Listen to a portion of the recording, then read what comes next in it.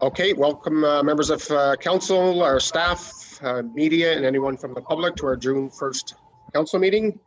I have a motion moved by Lyle Warden, second by Remember, Stephanie I'm Jaworski. online, eh? I'm Pardon me? broadcasting. Thank you. A motion moved by Lyle Warden, second by Stephanie Jaworski. Be resolved that the council meeting of the Township of South Glengarry now be opened at 7:02 p.m. All in favor of the motion? Motion's carried. Thank you.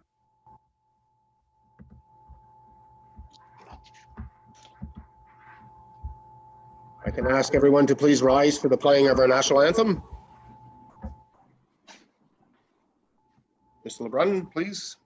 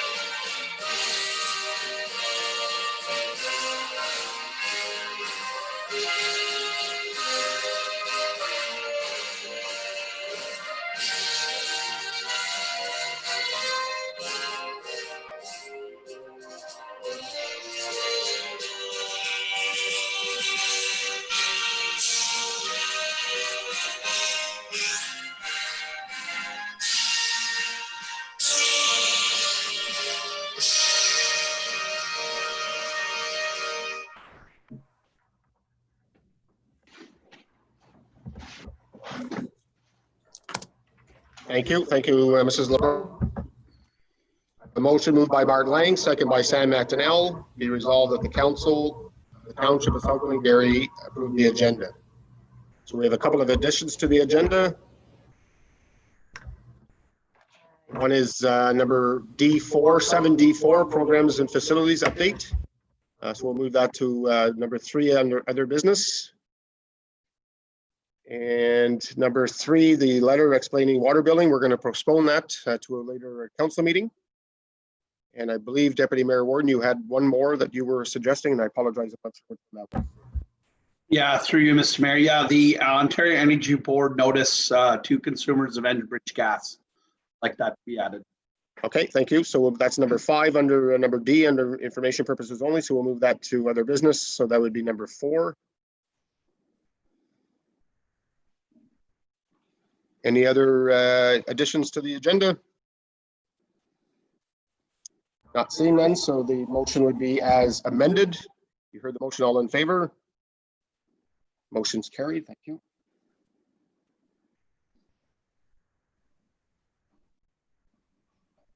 Any declaration of pecuniary interest?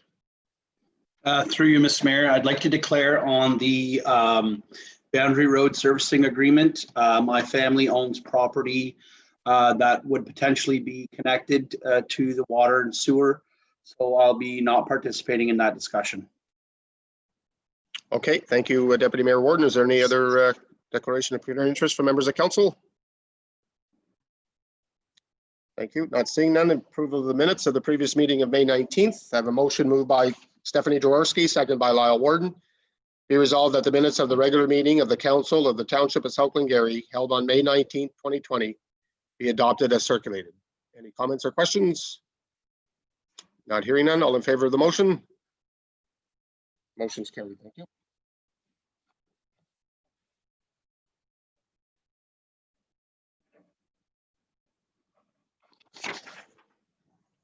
Okay, and we'll move to number 6, presentations and delegations. The first one is the Glengarry County Archives fundraiser and Glengarry War Memorial Project update. Robin Flockton, if you would please.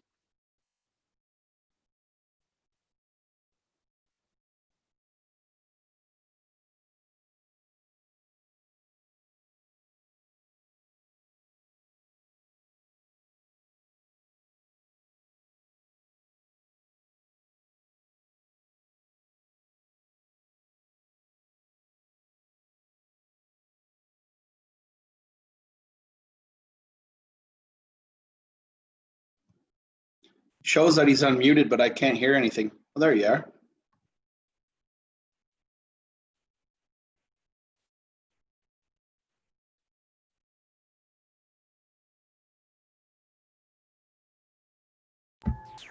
Go ahead, Mr. Flockton.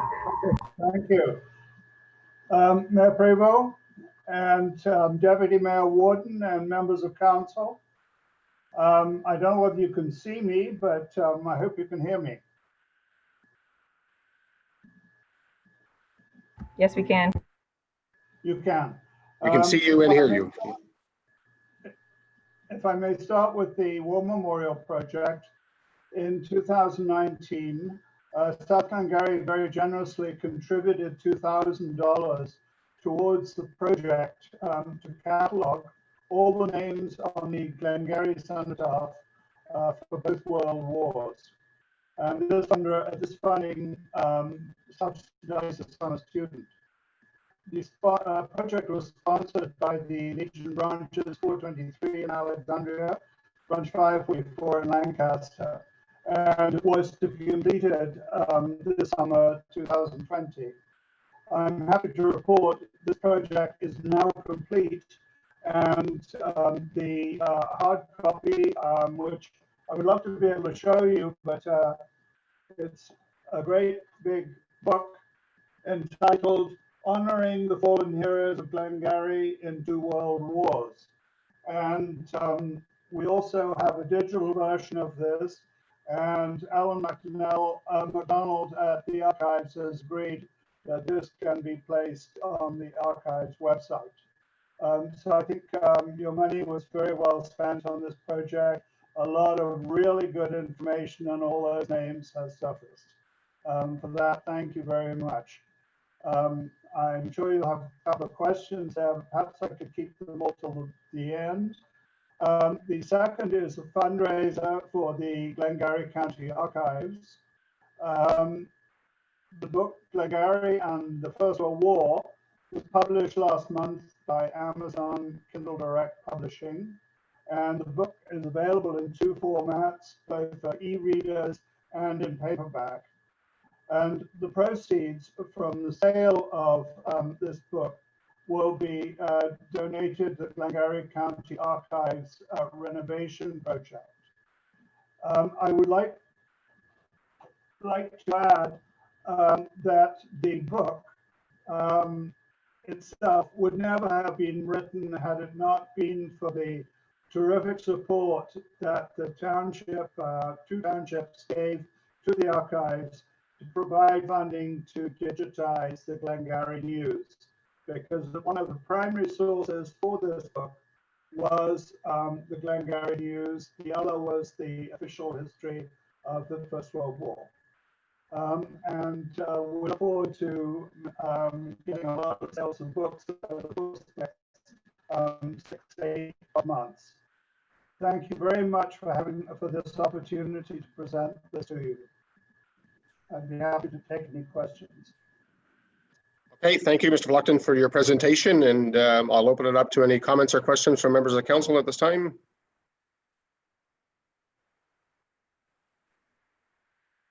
Councillor Jaworski and then Deputy Mayor Warden.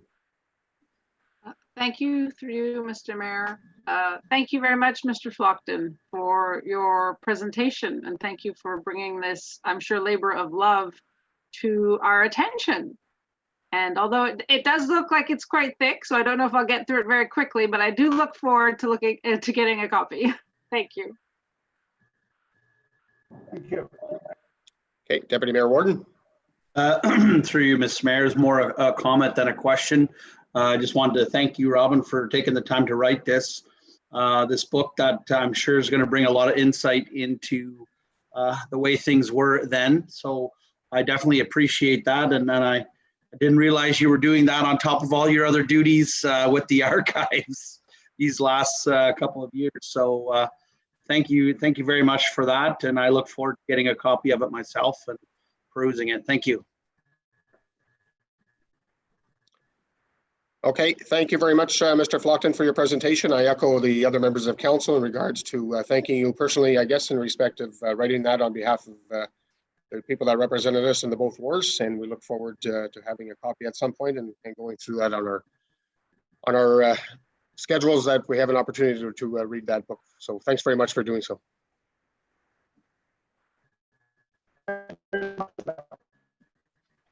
Okay, thank you. Okay, so number B is the water and wastewater rate review. Marco Vincelli.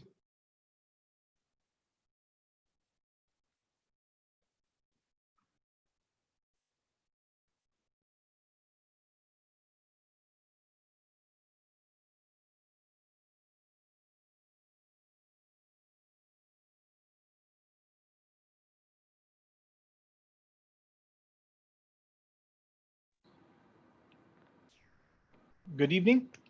Thank you very much, Mr. Mayor, Council, and Administration. Can everyone hear me fine? Yes, we can. All right. I believe everyone has a copy of the PowerPoint presentation for review. Yes, we do. All right. So what I'd like to indicate first off is that this will be the first of at least 2 presentations that I'd like to do to you on the water and wastewater rates for the township. Lachlan and I had discussed this, and we found that there were some large changes coming as a result of the potential shift in how shareable costs were going to be distributed across all of the systems. So I just wanted to review with you the impact of that decision, and then carry forward with the next step, which would be to refine all of the water and wastewater rates for the township. So on slide number 2, there's some general information from the province. So it is really important to remember that the province has given the direction to municipalities in Ontario that we need to strive for a full cost water pricing, which means that the revenues from your water and wastewater systems should be there to offset your costs, as well as to help generate some capital reserves for future expenses. So the chart or the graph that's on the right-hand side of this figure might be a little illegible, but what that tries to demonstrate is that investment in infrastructure here in Ontario occurs in 25-year cycles. So from 1950 to 1975, there was an investment in infrastructure, and then from 75 to 2000, you'll see there's very little infrastructure monies being spent. And then again, when Walkerton happened in 2000, it led to another spending spree.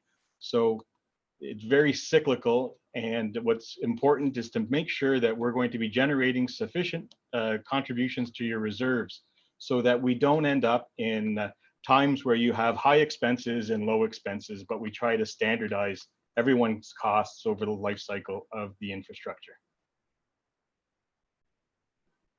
So on the 3rd slide is just the basis for establishing a water rate for townships. This is out of the American Water and Water Works Association publication. So if you look at the highlighted objectives, of course, it's to yield necessary reserves in a predictable manner. So you want to make sure that you're going to be generating year after year enough revenue to offset your capital expenses, as well as plan for your future expenses. You also Marco, can I interrupt just for a second? Is there any way of putting it up on the screen? It's just if there is public watching us, they can see it at the same time? Or do you have it up on your screen?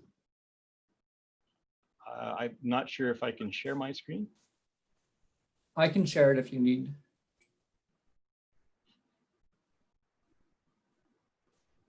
Lachlan can share it if you can, Marco. Oh, well, that would be great. There we go. There we go. Thank you. Yep. So again, that's the 3rd slide there.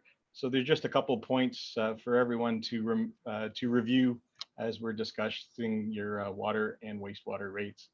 So on the 4th slide, we talk about the redistribution of the shared costs. So historically, I guess shared costs, first off, are within your water budget, and they're the expenses on your budget sheet that support the operations of the water group's activities. So these costs include their wages, their training, certification, their use of vehicles.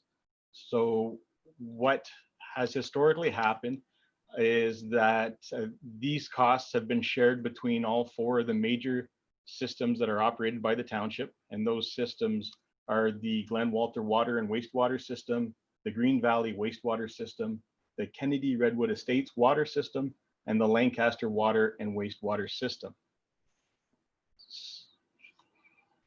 So the next slide shows how we have historically shared those costs. So prior to this year, what we have done is we've taken those costs and shared them between the four systems based on the number of connections on the water and the wastewater system. So this chart shows the latest update of that cost sharing, which was from 2017. So it shows that the Glen Walter system should be responsible for 36% of the shared costs, the Lancaster system 54%, the Green Valley system 8.6%, and the Kennedy Redwood system 1.4% of the total shared costs. So the next slide shows how these shared costs would be redistributed based on the tracking of time that the water operation group spent their time in 2019.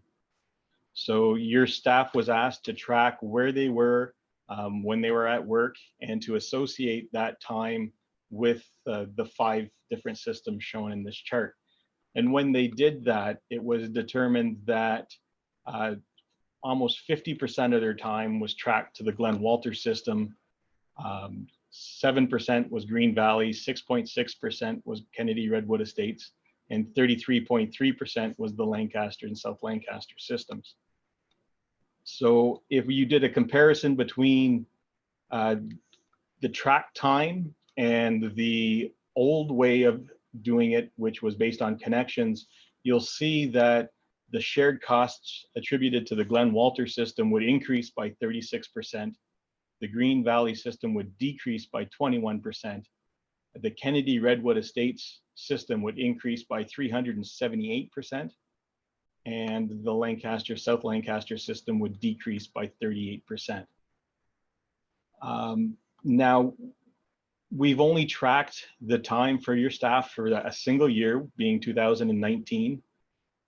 So depending on the years, the staffing levels could be different depending on how many capital projects are occurring within the 4 systems. But in talking to Lachlan and to Dylan, they indicate that this was kind of an average year for the amount of projects in all the systems. So it reflects kind of a general distribution of their time without any special consideration to other projects that are occurring within the system. Now, if we wanted to do the comparison of how it impacts your expenses compared to your revenues, the first table on this slide shows the Glen Walter system. So under the original formula, after paying off the expenses, there would have been a surplus of 116,000. So the 116,000 is not like extra revenue, but what that does is it gets associated with your reserves. So those reserves are being built to help offset any future capital costs that occur within that system. So under the new system or the new formula, that surplus would fall to about $68,000 or $48,000 less. So in the next step, what we'll be doing is looking at the capital requirements of the Glen Walter system to see how that $68,000 reflects the planned capital costs and whether or not we would need to increase the water and sewer rates in order to generate enough reserves to offset future costs on that system. So we can apply the same situation to each one of these systems. So the second table here is the Green Valley system, and that's the lagoon system that services Green Valley. So under the original formula, we would have had a surplus or a contribution to your reserves of just under $50,000. Under the new formula, it would increase to just under $56,000. If we wanted to look at the next two systems, the Kennedy Redwood Estates system, under the original formula based on connections, had a surplus of $2,800, which would have been a contribution to the reserves within that system. But under the new formula, we find a shortfall of over $16,000. So with the implementation of cost sharing formula for your shareable costs under the new formula, we'd be looking at raising the rates in Kennedy Redwood to help offset those expenses, because we're not generating enough revenue now to break even on that system.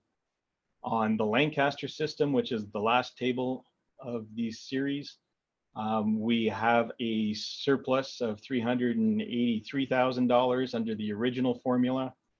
And under the new formula, we would have a surplus of over $457,000, or an increase of just under $75,000 in additional contributions to your reserves on that system.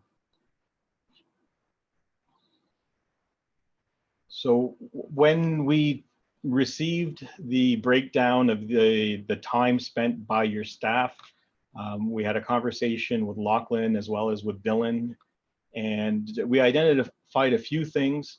One thing being that the activity, or the hub of activities, is the Glen Walter water and wastewater plant, since that's where the operations group has their hub and has their maintenance shop. So they do spend more time in that area regardless of what they're working on.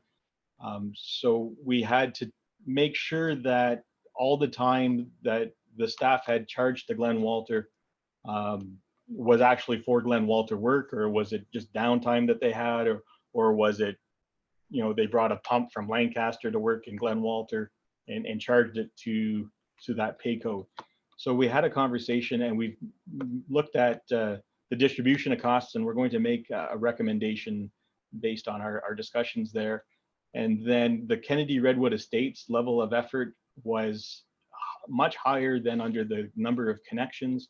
And the reason for this, it was determined that it's due to the travel time required for the staff to get to that site and back to the site. So anytime they were in transit between where they're normally stationed and Kennedy Redwood Estates, all that travel time was charged to that pay code under that system.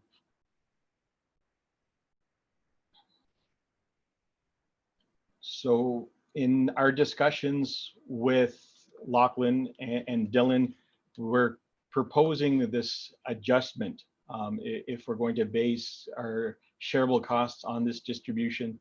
So we would suggest a 43.5% share of the shareable costs going to both the Glen Walter system and the Lancaster system, a 6% to Green Valley, and a 3% of the shareable costs going to Kennedy Redwood Estates. And how this would impact on all the systems, the Glen Walter system would have a surplus of $90,000. Sorry, I didn't put this on a slide. $90,000 going to reserves. The Green Valley system would have a surplus of just over or just under $59,000. The Kennedy Redwoods Estate system would be just under by about $3,000. So they'd be looking at a minimum of a 10% increase in their rates to cover the shareable costs. And then the Lancaster surplus would increase to $421,000 in 2019. So the next slide shows the current configuration of the water rate structure across the township. So currently the Glen Walter and Lancaster systems are based on water meter readings. So every connection has a water meter, and they pay a minimum flat rate of $179.53 in Glen Walter for both water and sewer, or $148 in Lancaster for water and sewer. And that bi-monthly flat rate includes 19.3 cubic meters of water. If they exceed the 19.3 cubic meters of water of usage, they pay the additional rate that's identified as $4.97. So the other two systems within the township are the Kennedy Redwood Estates water system and the Green Valley Lagoons, which are currently billed on a semi-annual basis with a flat rate, since there are no meters in that area. Excuse me, Mr. Mayor, I have a question. May I ask? Could you elude what the rate means? So it says a rate, but what does that rate mean? I apologize. So the way it would work Thank is you. in a 2-month period, a home or the township would measure what the water meter reading is at the house at the beginning of the 2-month period and at the end of the 2-month period. If they were to use less than 19.3 cubic meters, they would pay the minimum fee. If they exceed the 19.3 cubic meters, they would pay $4.97 for every cubic meter that exceeded that base amount. Perfect. Thank you. Marco, while we're on that page, then I have a question in regards to the 19.3 cubic meters. Is that a standard number across the province? Because I have people telling me that the number should be a lot higher. In my next presentation, what I will do is take a look at all the water rate structures within SDNG and its neighbors, and I'll provide to you what everybody's water rate structure is, and the township can then decide whether or not they want to make adjustments. Now, when we do that, we're going to have to take into consideration, revenues gained or revenues lost, and adjust the flat rate to reflect the change in water usage that you're going to allow. Yeah, no, thank you. I just want clarification, I guess, and we'll get that at the next presentation or another presentation. It's just I had a lot of people questioning that they felt that 19.3 cubic meters was not enough as a minimum. They were expecting or hoping it to be higher. So we'll wait for another report with respect to that. Thank you. Great.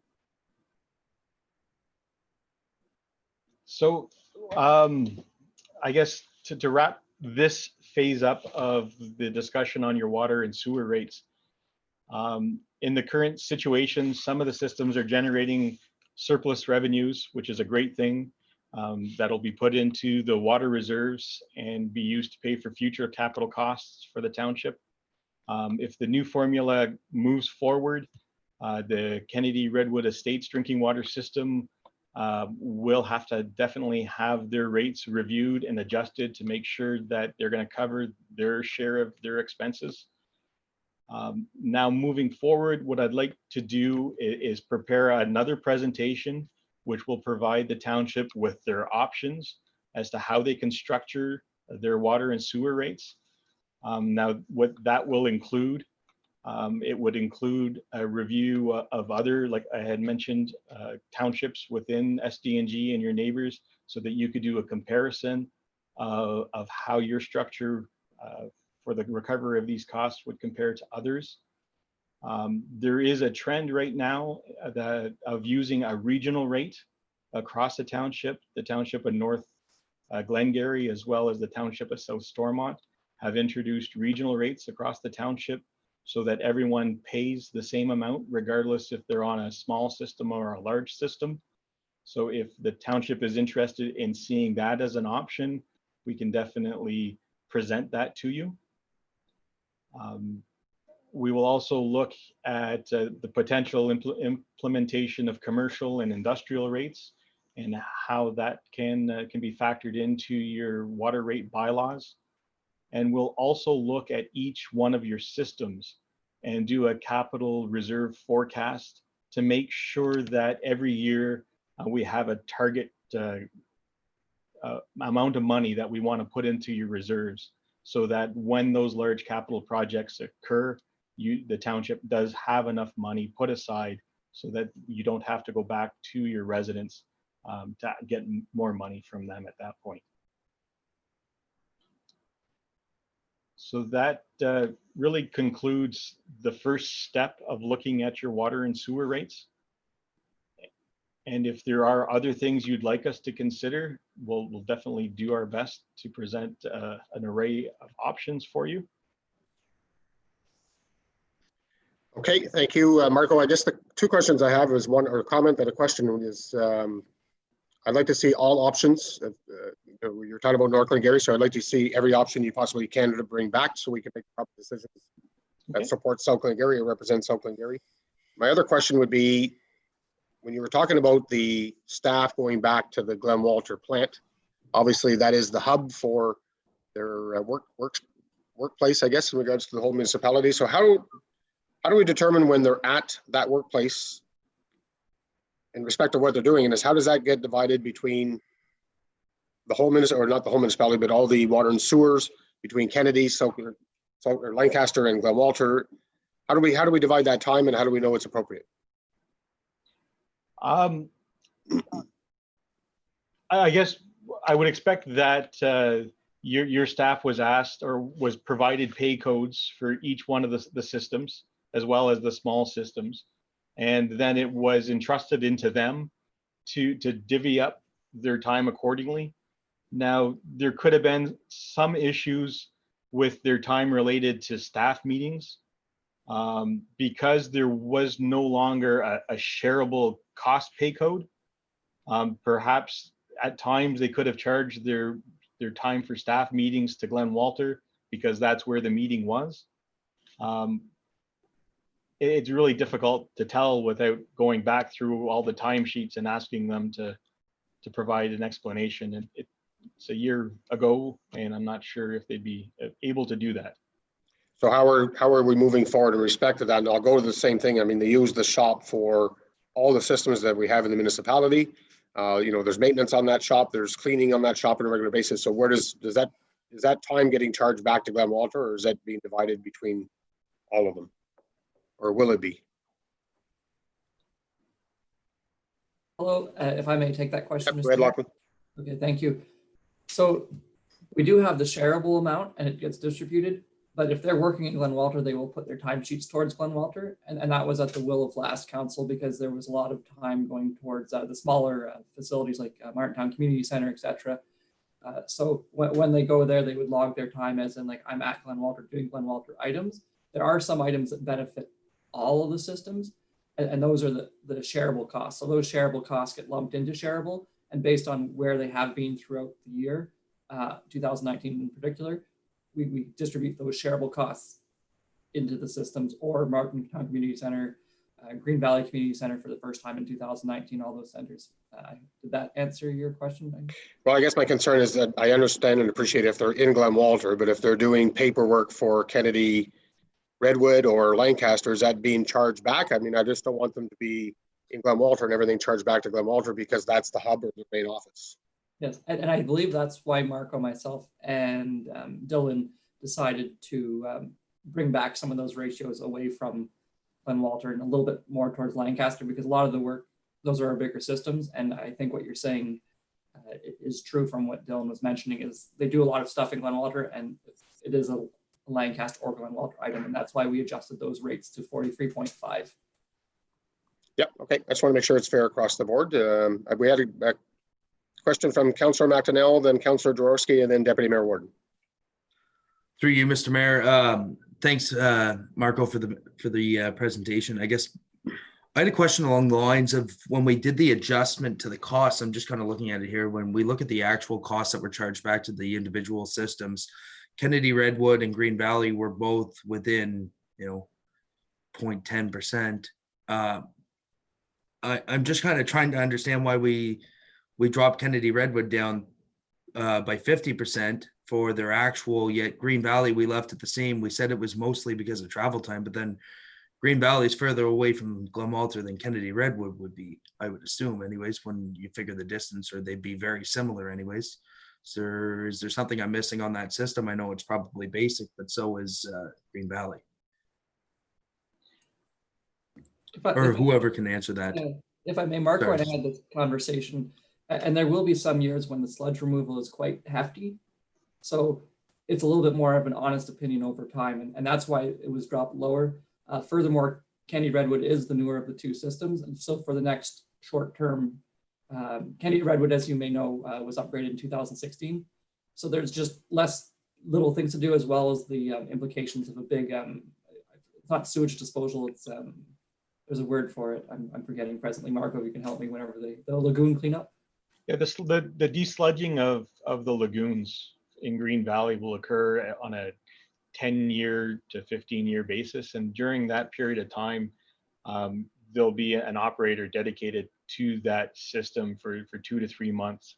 And they'll be there every day. So we have tried to make some adjustments for planned capital projects that we would see in the next 10 years, and then adjust that cost sharing appropriately.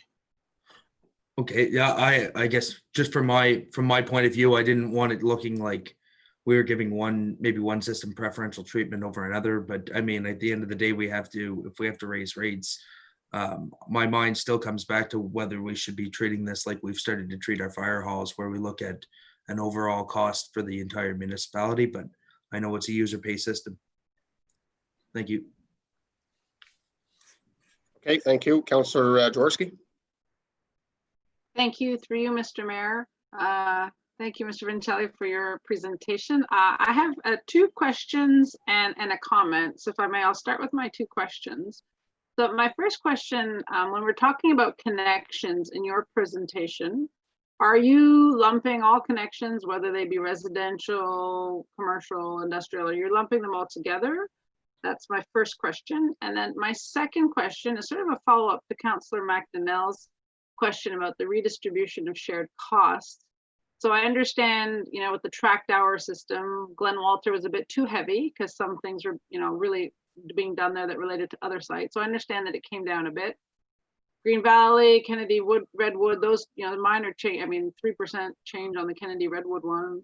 But then if you could just elaborate on the Lancaster, South Lancaster, where, you know, we went from like the 33% on tracked hour systems and you're recommending 43. So like over a 10% increase in the portion of shared costs. If you could go into that in more detail, please.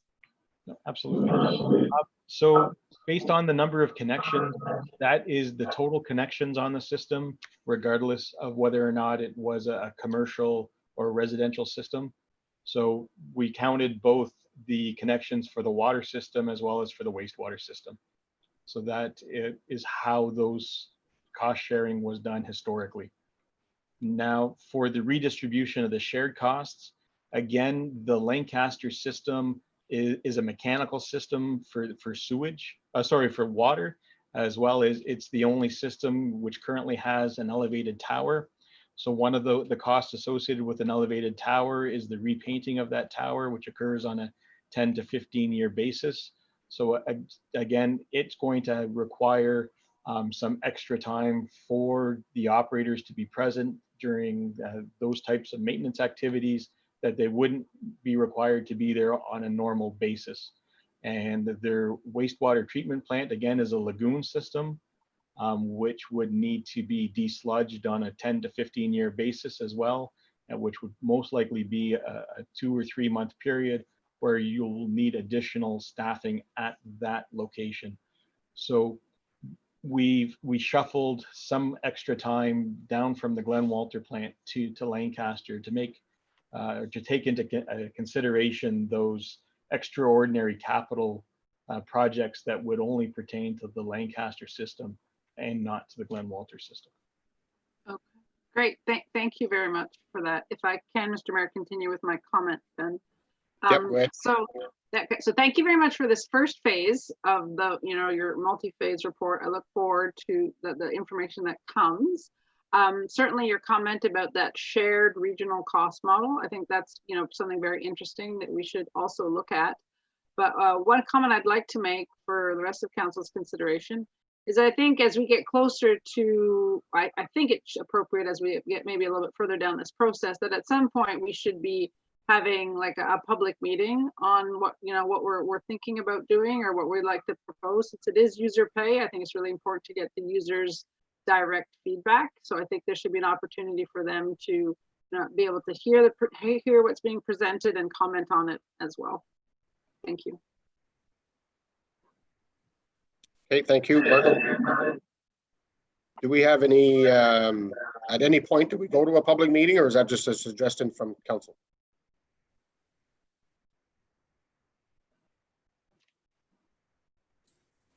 We could have a public meeting, certainly, yes, that's something we could arrange. But it's not through this process in the next couple of phases that Mr. Shelley is going to bring to council. There's no public meeting through that process. It'd be our request, I guess. Yeah, I'd like to bring forward all the options to council, to let you vet over which ones you would see as acceptable for yourselves. And then perhaps if you'd like to take 2 or 3 of those options to a public meeting, we should do so after council and administration has had a chance to review them and to fine tune which ones you would like to be considered to move forward. Okay, no, thank you. That's very fair. We have questions from Deputy Mayor Warden and Councillor Lang. Through you, Mr. Mayor. Marco, thanks for your presentation. One of the questions that I have is, as part of this process, have you examined what the buy-in is and should that be adjusted? Because as far as I understand, it's $10,300 or in that range, pretty close, maybe 10,360 or 630. $10,000 doesn't build you a septic system anymore. At one time it did. And have those numbers been have they been adjusted? I mean, we're putting our water rates up to compensate for the increase in the costs, but when was the last time we increased the buy-in, and is that something that has been considered? Oh, I can definitely have that conversation with Lachlan. I would strongly recommend reviewing the buy-in costs, because if the township had been carrying a debenture for some of those costs, you were incurring an expense, and those numbers should be indexed by either the consumer price index every year or another non-residential construction price index is another venue that we can use to index that rate, and it should definitely be considered and carried forward. Yeah, I mean, you don't want to stifle development, but at the same time, we have to be fair to the residents who 15 years ago paid $10,600 buy into the system. Well, if the people today are paying that, it's not worth the same dollar value, and so there may be a big increase in that number, but I think it's something that we should examine, doing the cost of living increase so that it doesn't need to be dealt with in the future. Because I think we're potentially losing out on some upfront investment. Again, I don't want to stifle investment. I would like to see developers build, but being mindful of the existing users and that the system does have a certain amount of life cycle. And if I may, Deputy Mayor Warden was right. I don't believe it has been updated in some time, and it's called, you hear it as the impose fee. So we can certainly review that. Okay, thank you. I think that's a very fair question. So we look forward to Marco and Lachlan bringing a report at some point in regards to what those rates really should be, I guess, especially dealing, like Mr. Deputy Mayor Warren said, 15, 20 years ago, they were paying $10,300, whatever that number is, and they're paying the same amount base. With inflation and all the expenses that do occur throughout the municipality, I think we need to look at those numbers. Councillor Lang, then Councillor McDonnell. Thank you, Mr. Mayor, and through you. Thank you, Mr. Vincelli, for your presentation. I'm going to agree with most of what has been said by council so far. I'm going to add just this tracking of the hours and allotting them to the different systems. Are we going to keep that up? It's 1 year. Are we going to have another year by the end of this year? Like, are we going to, just 1 year isn't a lot of data, and things can change, and we're making some guesses here, obviously, about doing sludge removal and painting of the tower and this sort of thing. So I'd like to make sure that we're keeping that up so that we can get a better idea as the years go by. Okay, thank you, Councillor Lang. I suppose then that's our direction to do so. we'll continue to look it over. In the interim, I suppose we'll use, if it's okay through council, the recommended rates for 2020, and we can monitor to see if we're off base in the future, if that's fine.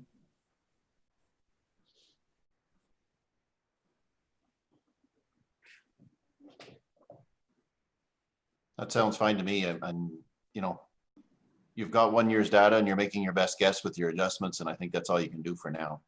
But I think we should keep it up. And hopefully it's not a lot of work for the staff, but I think it's like a good exercise too, to know where they're going, what they're up to, and keep track of things.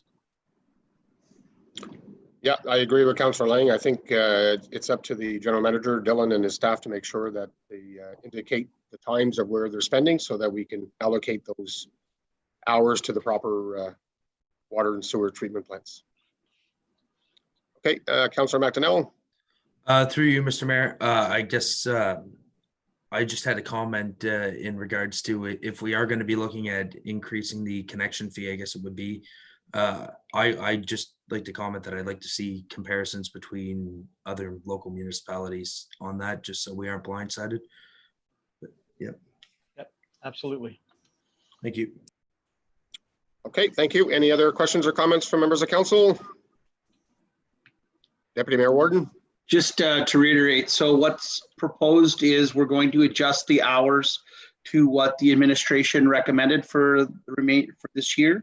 And then we'll review it as Councillor Lang suggested. We can continue monitoring it, and we'll revisit it next year. Lachlan, are we revising those numbers now, or are we waiting for all the reports to come in? I would prefer to, well, it's for 2020 anyway. So we can wait until the reports come in, but we won't have a year's worth of data probably by that point, unless it takes a little bit longer going back and forth to council and administration. So depending on when it falls, we'd either use what we have now, or we'll use what we have now given council's approval based on tracking. So we'll keep tracking, and then when that time comes for a decision, it may not differ, but we'll have more information. No, Okay. sorry, if I So can, no change. So there's no change for this year? Correct. If we finish this process before 2020, and I think Marco has something to say, I do the year-end adjustments will be 2021. So there could be a change, but in 21. So depending on how quick this happens. Yeah, I'd rather see all the reports come in before we make those changes personally, but Marco? sorry, I apologize if I cut someone off. But the whole idea behind a water rate structure is to make sure that you have a known amount of money coming in. It's a great idea to track your staff's time, but I wouldn't recommend starting to make annual revisions to water rates based on every year's time sharing. Your revenue is going to be all over the place. What I would suggest is Lachlan and the township is responsible to prepare a water financial plan on a 5-year basis. So what I would suggest is track it for 5 years and then do the comparison, or at least track it for a minimum of 3 years and then make an adjustment if you see things are going astray. But I wouldn't base next year's water rates on last year's timesheets. Yeah, no, I think that's fair. I agree with you 100%. It's either we do it over the 3 years, over the 5, and we relook at it in the 5-year period. It'd be just nice to keep track in regards to where they're going over those years, so that we can have somewhere a balance in between, in the middle, I guess, in regards to what those new rates will be in 5 years and the 5 years thereafter. Great. So if I may, for just clarity, I will be using the recommended rate for the next few years, at which point I'll come back to you with the information, and we'll see if we need a readjustment of those numbers so we can make sure our revenues are solid, but we'll keep tracking. Yes, thank you. Thank you. Perfect. Thank you. Okay, if there's nothing further, thank you, Mr. Vincelli, for your report and presentation. We look forward to the next one. When do you anticipate coming back to council again? Within the next 6 weeks. I'd like to keep it fresh and keep it going. Awesome, I appreciate it. Thank you very much for your presentation. We look forward to seeing you in the near future. Thanks, Marco. Thank you. Thank you. Okay, we're going to move to number 7, new business, staff reports, relocation of the county council chambers to the Tartan Hall and office safety improvements. CEO, Mr. Mills. Thank you very much, Mr. Mayor. Good evening, council and staff and the public. I want to start off this evening talking about staff report relocation of council chambers to Tartan Hall at Charland Rec Center, along with some improvements to the township office for safety. Just as a little bit of background for council, in November at our special budget meeting and in January when the budget was passed, discussion of our office renovations in the township office was ongoing. What was identified there were issues related to confidentiality, security, updating technology, modernization, and safety. At that time, budget was approved. I'll talk about budget at the end along with Mr. McDonald. So budget was set aside and it was kind of left with staff in terms of renovations and moving forward with that. And then along came COVID-19 and the pandemic. So here we are tonight. A little more background: since March 13th, with the emergency order, we've been following the guidance of the province. Our office and public buildings have been closed to the public. A lot of staff have been telecommuting, and we had departmental work plans and the restrictions there in place because the public has not been in the office and we've been able to have successful council meetings remotely. We haven't had to consider too much. Also, we amended the procedural bylaw to hold electronic meetings in April. All indications are that this will be extended as well. I mean, the meetings continue to be successful. We've had more engagement from the public. And other indications are that this is going to continue for another 4 months. For the benefit of council, staff, and the public, I'm not sure whether it was heard this afternoon, but the Premier will be considering extending the state of the emergency till the end of June, which makes this this report tonight as even more important. Because the state of emergency going till the end of June means there are still some unknowns about what's going to happen, what's going to open up, and when it's going to open up. We've been taking our advice from the Eastern Ontario Health Unit and guided by the province on opening safely. At this point in time, though, if we were to have a council meeting in council chambers, we could not, based on physical distancing requirements, the number of staff that you see as participants tonight and council, along with the general public, we could not hold the meeting in there without excluding some people or doing it by distance.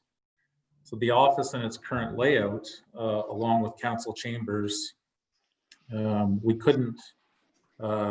can't really reopen safely, have all of our staff back into the building and have a council meeting in the chambers. So that's why we're bringing this report to you this evening. This is just not a CAO report. It's a combined effort of managers met a number of times. We had input from everybody in the office, including frontline staff who are dealing with the public on a regular basis. So we've come up with a few recommendations. First of all, the move relocating council chambers to Tartan Hall would provide a number of benefits for the health and safety, not only a protection for council members and staff, but also the general public. We would be investing in audiovisual equipment at the arena, and that's a need anyways. It was identified and budgeted for in the 2020 budget to improve the technology in council chambers. Along with that, the accessibility of assembly space provided by Tartan Hall will afford more opportunities for the public to attend. We can actually attend live. We will continue to record council meetings, and when council and committee meetings are no longer primarily held electronically, we can have a platform at Tartan Arena as well. The boardroom in Tartan Hall also allows for, if we were going to have a closed session meeting in the back of, if we had council meetings at Tartan Hall. As part of the 2020 budget process, council identified the need for the efficiency and layout, as I've mentioned.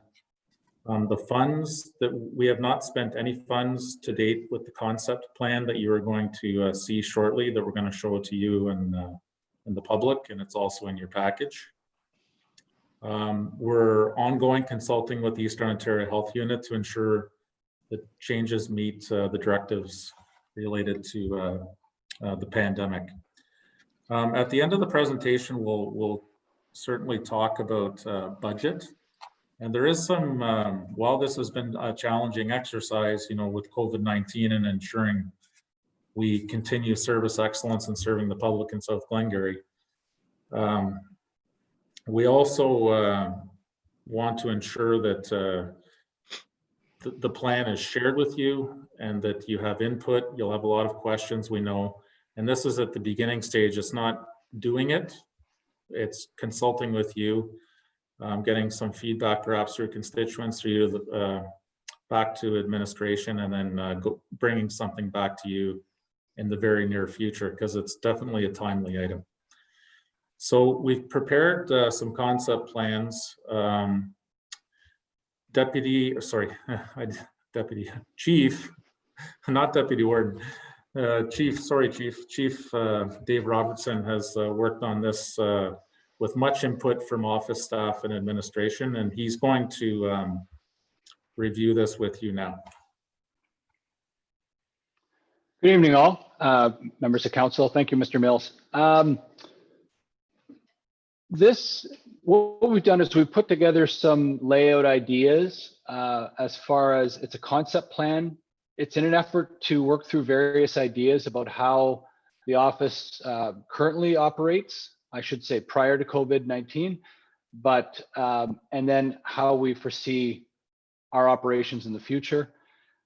Any office spaces or locations or placements that we're going to show you this evening are all just a concept.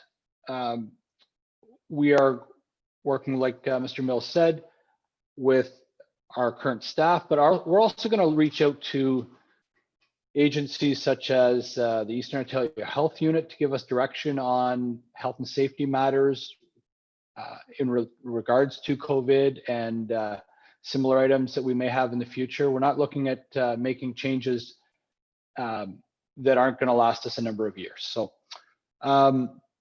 once again, the health and safety of our employees, health and safety of the public are all things that we're looking to improve and with the ability to open. So what you're seeing right now is the current layout of the front office. So the members of the public come through the front doors. We have the GM of Corporate Services office. We have reception, accounts receivable, accounts payable, communications. So currently we have 5 staff working in that front office location, and then just behind it is our current council chambers.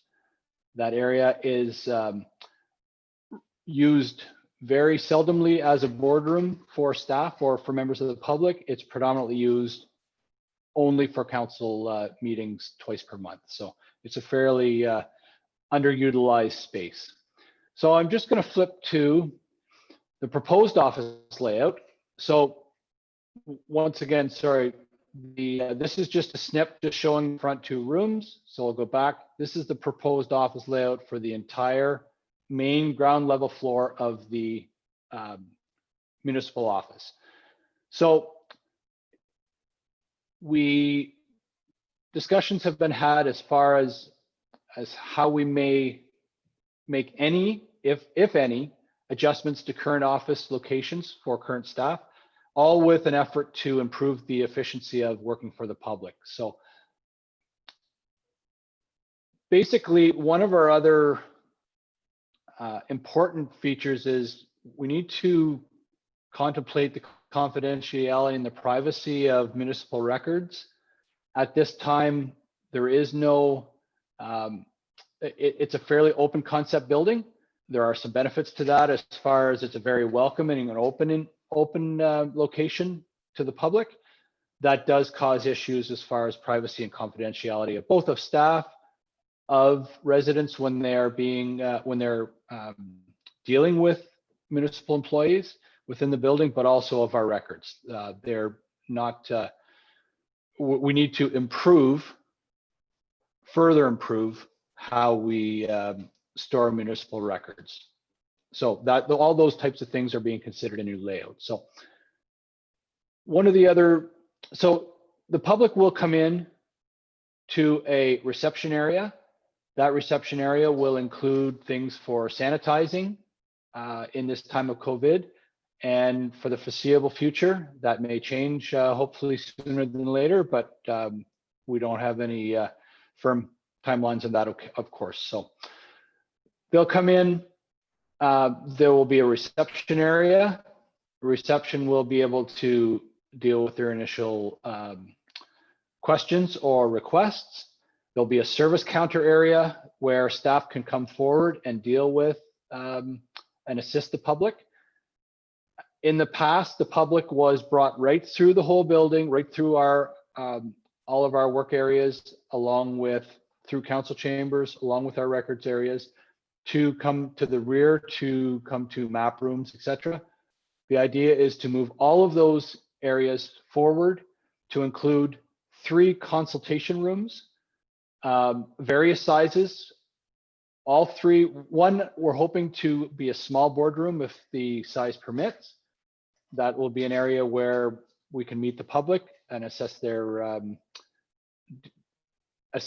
to mitigate anything that they're looking to do with the township, but also council or staff could use that as a small boardroom. So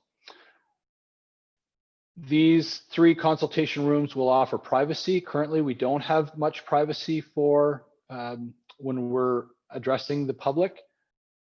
In the front, when the public comes in, I'll just go back to the current. All staff in the front of the building are engaged in essence. They're hearing all the comments and concerns that the public bring forward. So we're looking to add some privacy to that. We think the 3 consultation rooms will do that. So if they're coming in to deal with the building department, to order dog tags, to do any of the, pay their taxes, of course, some questions on taxing or water rates, those types of things, they'll come in. They can be assigned to a consultation room and the staff member will venture to the consultation room with them to assist them. These rooms will they'll all be full of the technology that we need to assist the public, be it mapping for planning questions, all those types of things. We'll be able to bring our offices remotely to those locations so we can consult with the public. So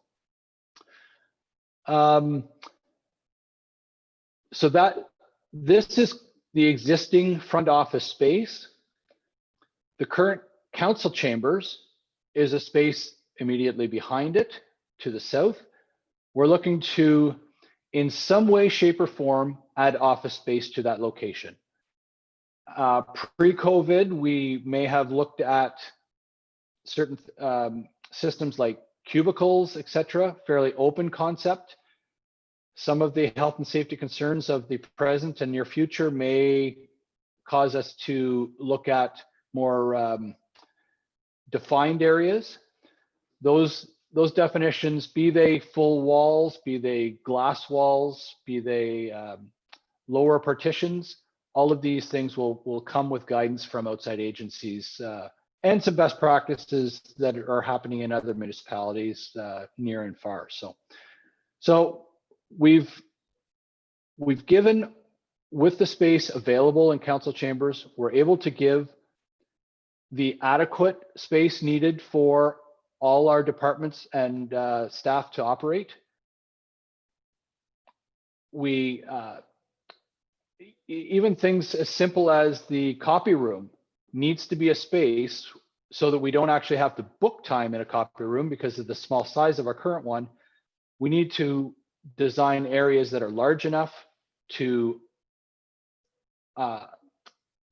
give the physical distancing needed, during a time like COVID in every area, even such as the copy room. So we're also, one of the important areas will be a proper secure records area that will offer that privacy of records and confidentiality to the public. So those are some of the ideas, some of the areas that we've come up with. Mr. Mills will speak to next steps as far as how we move forward after this, but this is just sort of a concept idea where we think the workflow of staff, we've engaged all staff in workflow and how they address the public, how they work amongst themselves, and we're getting valuable feedback from all members of staff. So thank you. If there's any questions, I can take questions at the end after Mr. Mills. So thank you very much, Chief Robertson. So just to conclude, a few things on the impact of 2020 budget. To obtain professional services, there's no impact on the budget because, as I mentioned at the beginning of the staff report, $50,000 specifically for the project was allocated in the 2020 overall budget. $30,000 for microphones and technology. 10,000 can be allocated to the project from administration. We also have access to the Social Services Relief Fund that the City of Cornwall is managing, which was allocated to municipalities at the upper and lower tier and the City of Cornwall through the province of Ontario. We have access to $57,000 now, which would include a lot of other costs, just not office renovations. We also, as administration, approached council for a draw of $75,000 from modernization funding. There's a lot in the modernization funding reserve that has not been spent to date. Once we get the professional opinion on cost, we can report that back to you.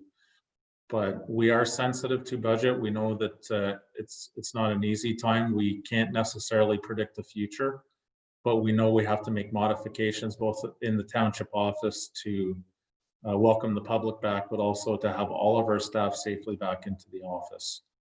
It aligns extremely well with the strategic plan with infrastructure and sustainability. This is not something we're looking at as stopgap or in a few years we have to change again. That we want to make one change as staff and as a municipality, and that'll be the way it is going forward. And we figured that but we know it'll improve our effectiveness and efficiency.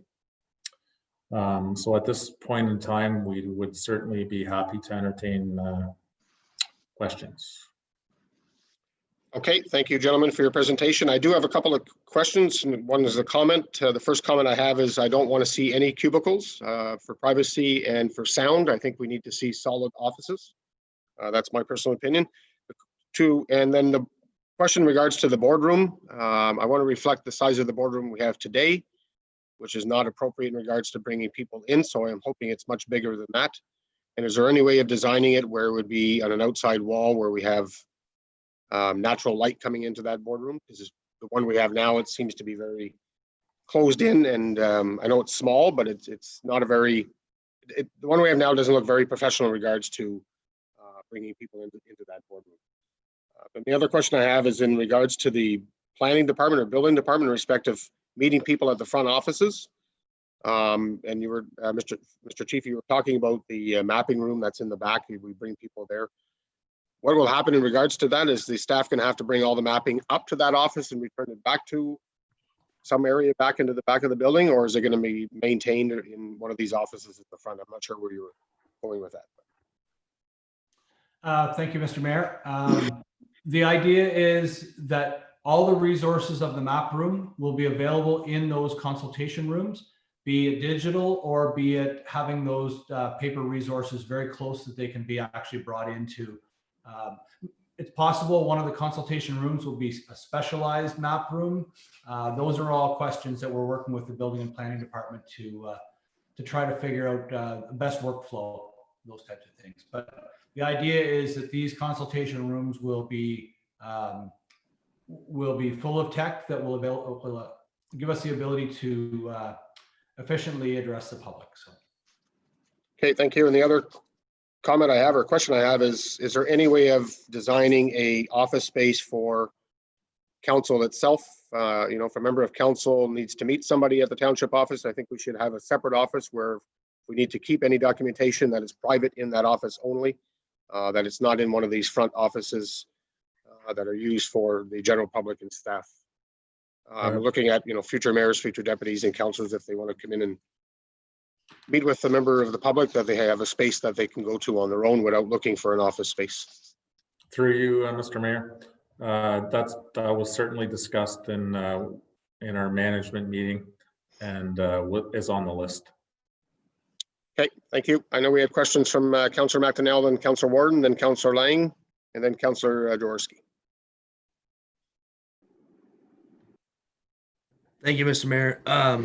Thank you both for your work on this. I like the plan for the proposed office. I mean, it seems very interesting. I am interested in exploring it further. My only concern comes back to Tartan Hall, and I would like to see maybe a little more information in regards to how that would be set up. I know we've had talks in the past amongst ourselves about what we thought council chambers should or would end up looking like.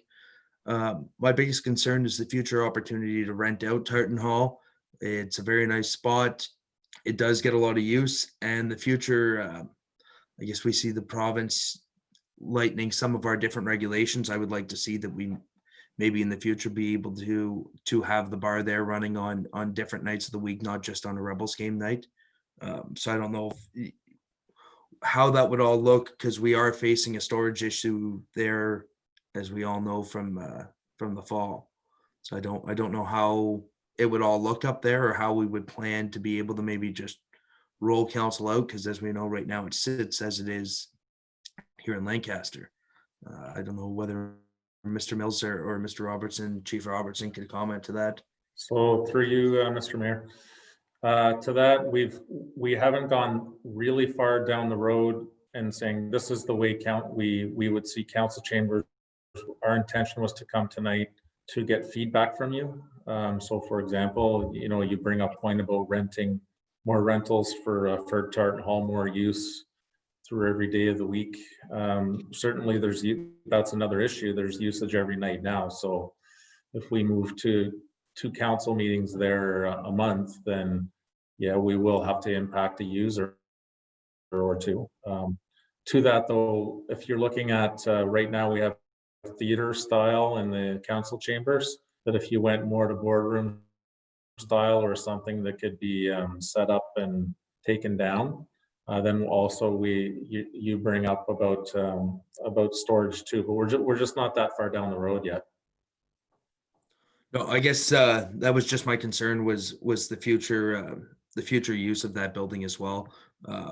I guess there are new buildings that we have. We are doing a lot of work to current buildings we have, so maybe different programming could be moved there. But it was just kind of the instability that we have as council right now, whether that carries forward with future councils, of whether we start at 5, 6, or 7 on a Monday night, and what days it is. But that's just things. If I just can add further, then you bring up the point, Councillor, about other facilities that we have. So I know Mr. Lattiser's through his department that they've worked on Martintown Community Center, now Green Valley, North Lancaster's next. So, upgrading and renovating, doing some renovations on our community centers now to give more options. We have Smithfield here in town, so the Optimist Club does meet in the township office chamber now, but Smithfield maybe is an option. But we want to have a lot of options for the community, just not Tartan Hall. Thank you. Okay, thank you. Deputy Mayor Warden. Through you, Mr. Mayor. Tim and Chief, I think this is a great idea. I think this is actually moving the municipality forward. My concern has been voiced a few times about the safety of staff. It's pretty easy to walk into our municipal office and if somebody wasn't looking, somebody could be going somewhere they shouldn't be. So I think this is a step in the right direction. And I think, with today's technology and the way furniture is designed and built, I think that we could certainly furnish Tartan Hall for our council chamber needs without restricting the hall use. And I think it's a great use of a township facility, because as our staffing grows with different legislative requirements, we're out of space in Lancaster. So I think this will buy us maybe 10 years of not having to go somewhere else. And I think it's a great idea. So I'm 100% behind it, and I look forward to seeing what you propose at the arena for our council chambers. Thank you. Okay, thank you. Councillor Lang. Oh, there we are. Thank you, Mr. Mayor, and through you as well. Yes, I'm in favor of the idea. When you look at the floor plan, it really sinks in that almost a third of our building is sitting there empty day after day after day and not being used at all, only in the evenings for council meetings. And it is total waste. And there's no reason council, as we've seen with the electronic meetings, there's no reason we have to be in the township office for a meeting. We could be having them almost anywhere. So I think that's a great idea. I'd like to see it proceed and move forward. I'd like to make sure we're kept involved. With the floor plan, I don't think I'll make too many comments tonight, but I do have a few ideas. I think, but like you said, it's very preliminary. We haven't had anybody do a proper design of it yet. So just keep us involved so we can put our comments in, and maybe I'll give you a few comments, off air sometime. But I do have a few ideas that I'd like to see, make sure people think of. So keep up the good work, and looking forward to seeing what you come back with. Thanks. Okay, thank you, Councillor Lang. Councillor Jaworski. Thank you, through you, Mr. Mayor. Thank you, Mr. Mills and Mr. Chief Robertson, for the presentation. I have quite a few comments, but I'll just piggyback quickly on what our mayor mentioned about the boardrooms. If I read your concept plan now, there's a small boardroom at the front, and then there's still be the boardroom that's currently in existence further at the back, the one that the mayor was referencing with the windows. So I would suggest thinking about combining those two spaces to make one larger boardroom that potentially can be used by the public and by staff, when you have staff meetings. And that could also perhaps be used for committees as well. I mean, we have a number of township committees. I think we could do a better job of making them accessible to the public if people want to listen in. And I think having that, in a space that's accessible and fairly centrally located would be good. Because I don't see that moving to Tartan Hall. I don't know if committee meetings would be best served there. Just due to Councillor McDonnell's point about all the other users that are using the arena, and do we want to take away from their access to that space as well for more ad hoc users? So my concern about this, I don't have too many concerns really about what you're proposing for the township. Although, I mean, I will say that my bias, where the world I live in, it's not a lot of offices. It's mostly cubicles. People, have separate huddle rooms, they call them, for private meetings and whatnot. But I understand it's a slightly different context. But my big concern is what's happening at the arena, and what will this mean to the arena? If we were to use, for example, having council meetings on Monday night, Monday nights is probably one of the most busy nights at the arena. I mean, that's when they have minor skating for all the new skaters. It goes from 5:30 to 7, and you typically have up to 70 skaters out there and their parents, their vehicles in the parking lot. So, and then it's followed by 2 competitive rep level hockey games. So parking is typically really hard to get to, and there's lots of people parking over at the high school. Not that that's impossible, but again, it's something to consider, and it might be something where we need to upgrade some sort of crosswalk from the high school over to the arena for that spillover parking. Also, I mean, that means it is a very busy place as well on those nights. That might not be a bad thing. Maybe we will have drop-in attendees to our council meetings. I mean, I think that's where I'm coming with this too, is the needs of the many for the needs of the few. We don't get tons of visitors for council meetings, so I would hate to displace a whole bunch of arena users for our smaller gatherings. But perhaps by having them there, we would have more drop-in, maybe make it more accessible to more people. Also with the hockey, again, it is quite loud on the ice. You might be getting pucks to the glass upstairs. So again, things about, there might be more disruption than what we're used to. Cadets do make some interesting sounds too during our current meetings, but I think it would be much louder at the arena. Obviously there's users there now on Monday nights, the karate that would have to be displaced. And I know that we're not going to be losing that much revenue because the rates at the arena are not that high, and it is 2 evenings a month, so it's not huge load, but still, there's that consideration there. And it's already been mentioned by Councillor McDonnell and Deputy Mayor Warden about the stuff that we would have to have there for council meetings. Again, I'm very sensitive to taking away more from the arena users by, taking away more space that they can enjoy. So I hope it would be very important to me that equipment, does not infringe more on the space already that's available for the public, so that it somehow can be stored away, although storage there is very much at a premium.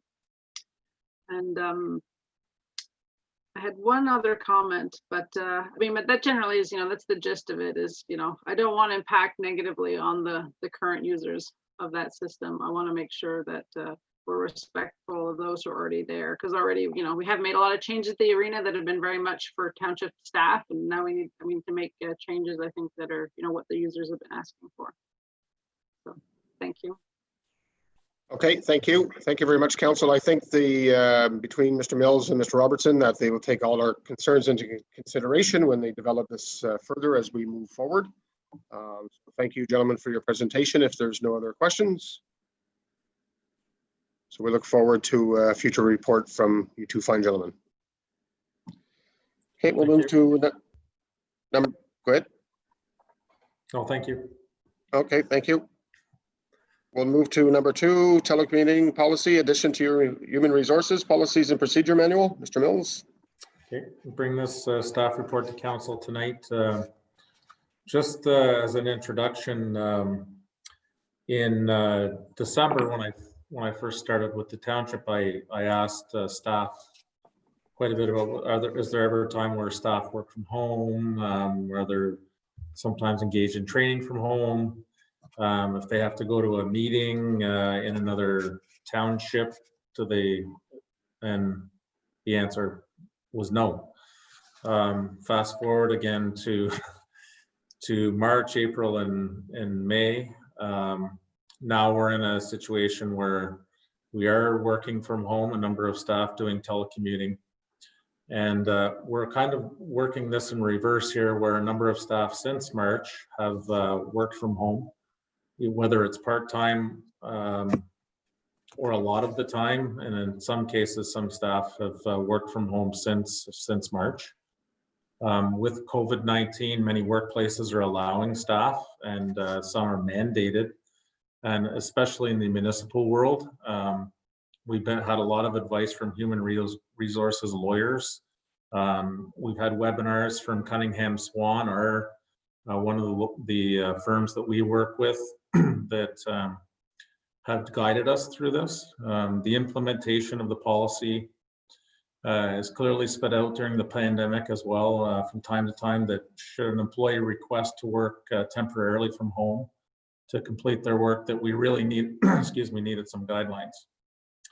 So staff, particularly HR staff, so Cindy, DeVries, the clerk, Kaylin, and Crystal, along with management staff, reviewed telecommuting policies from many different organizations. And what you have before you now is a draft policy that we would add to our human resources policy and procedures binder. We're looking for feedback from you tonight.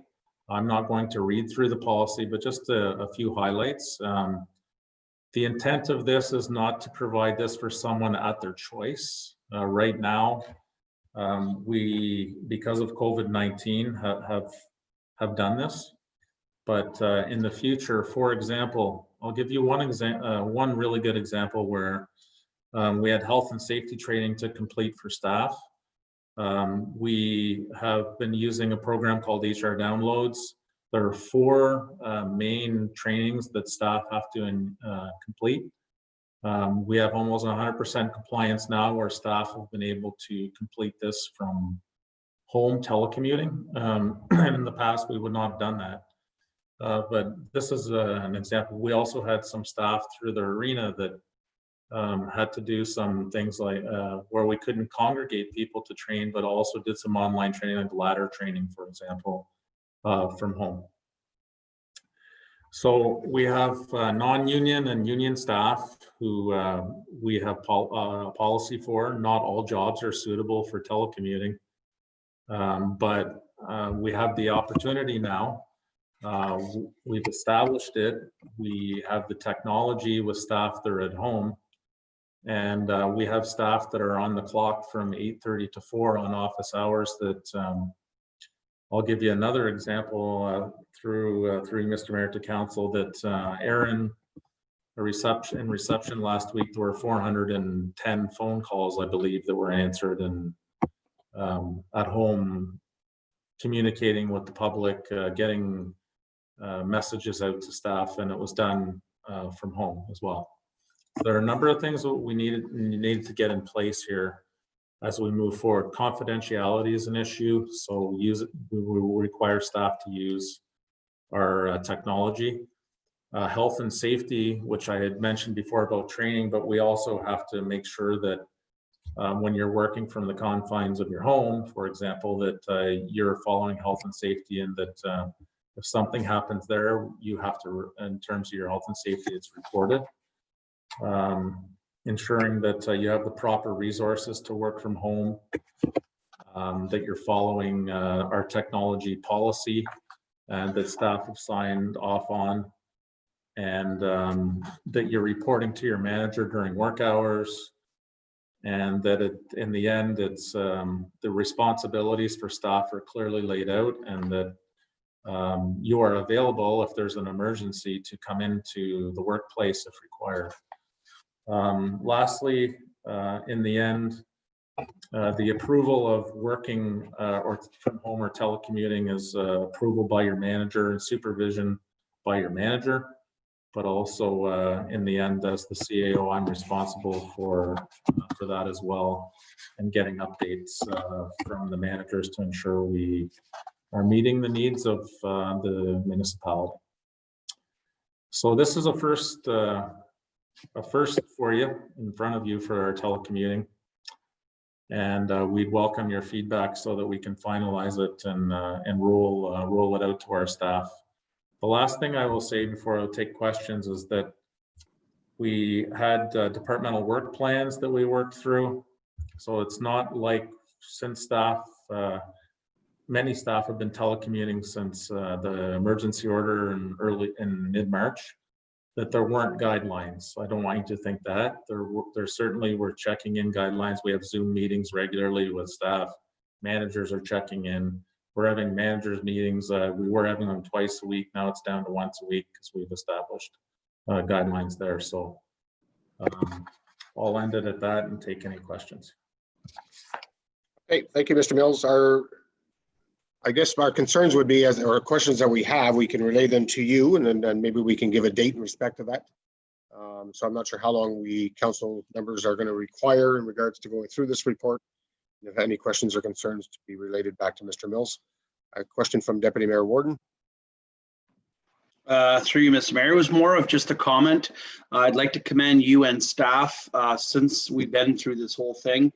I like the idea of formalizing something on paper, but I think you've done a great job keeping things flowing. So I just wanted to commend you on that. And I think this is good to have some sort of a formal policy in place to go back on if there's questions. So thank you. Thank you. Okay, thank you. I agree. Councillor Jaworski. Thank you, through you, Mr. Mayor. Thank you, Mr. Mills, for the presentation. Yeah, I agree with Deputy Mayor Warden that it's good. Everyone's been doing an excellent job.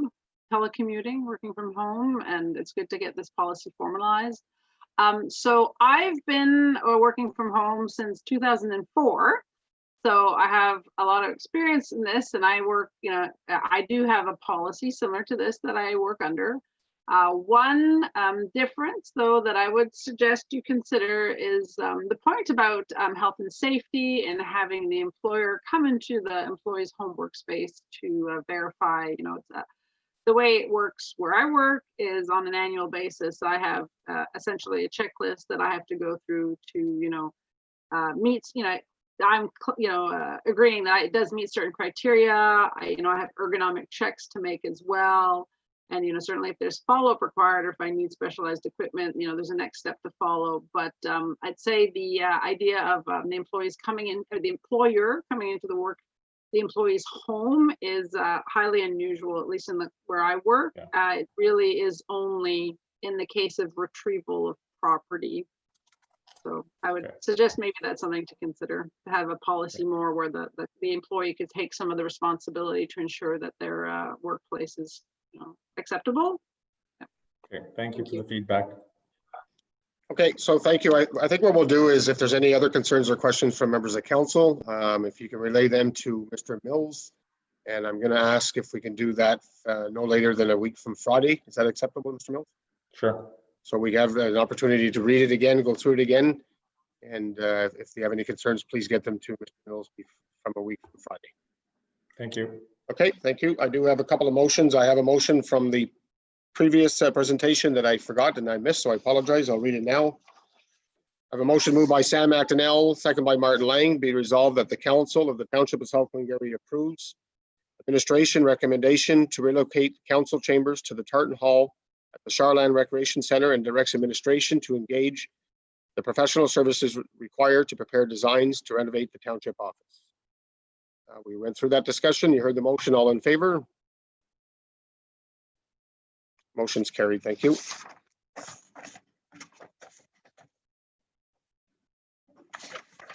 Okay, and I have a motion for the presentation that was just completed. A motion moved by Lyle Warden, second by Sam McDonnell. Be resolved that the Council of the Township of South Glengarry, is that?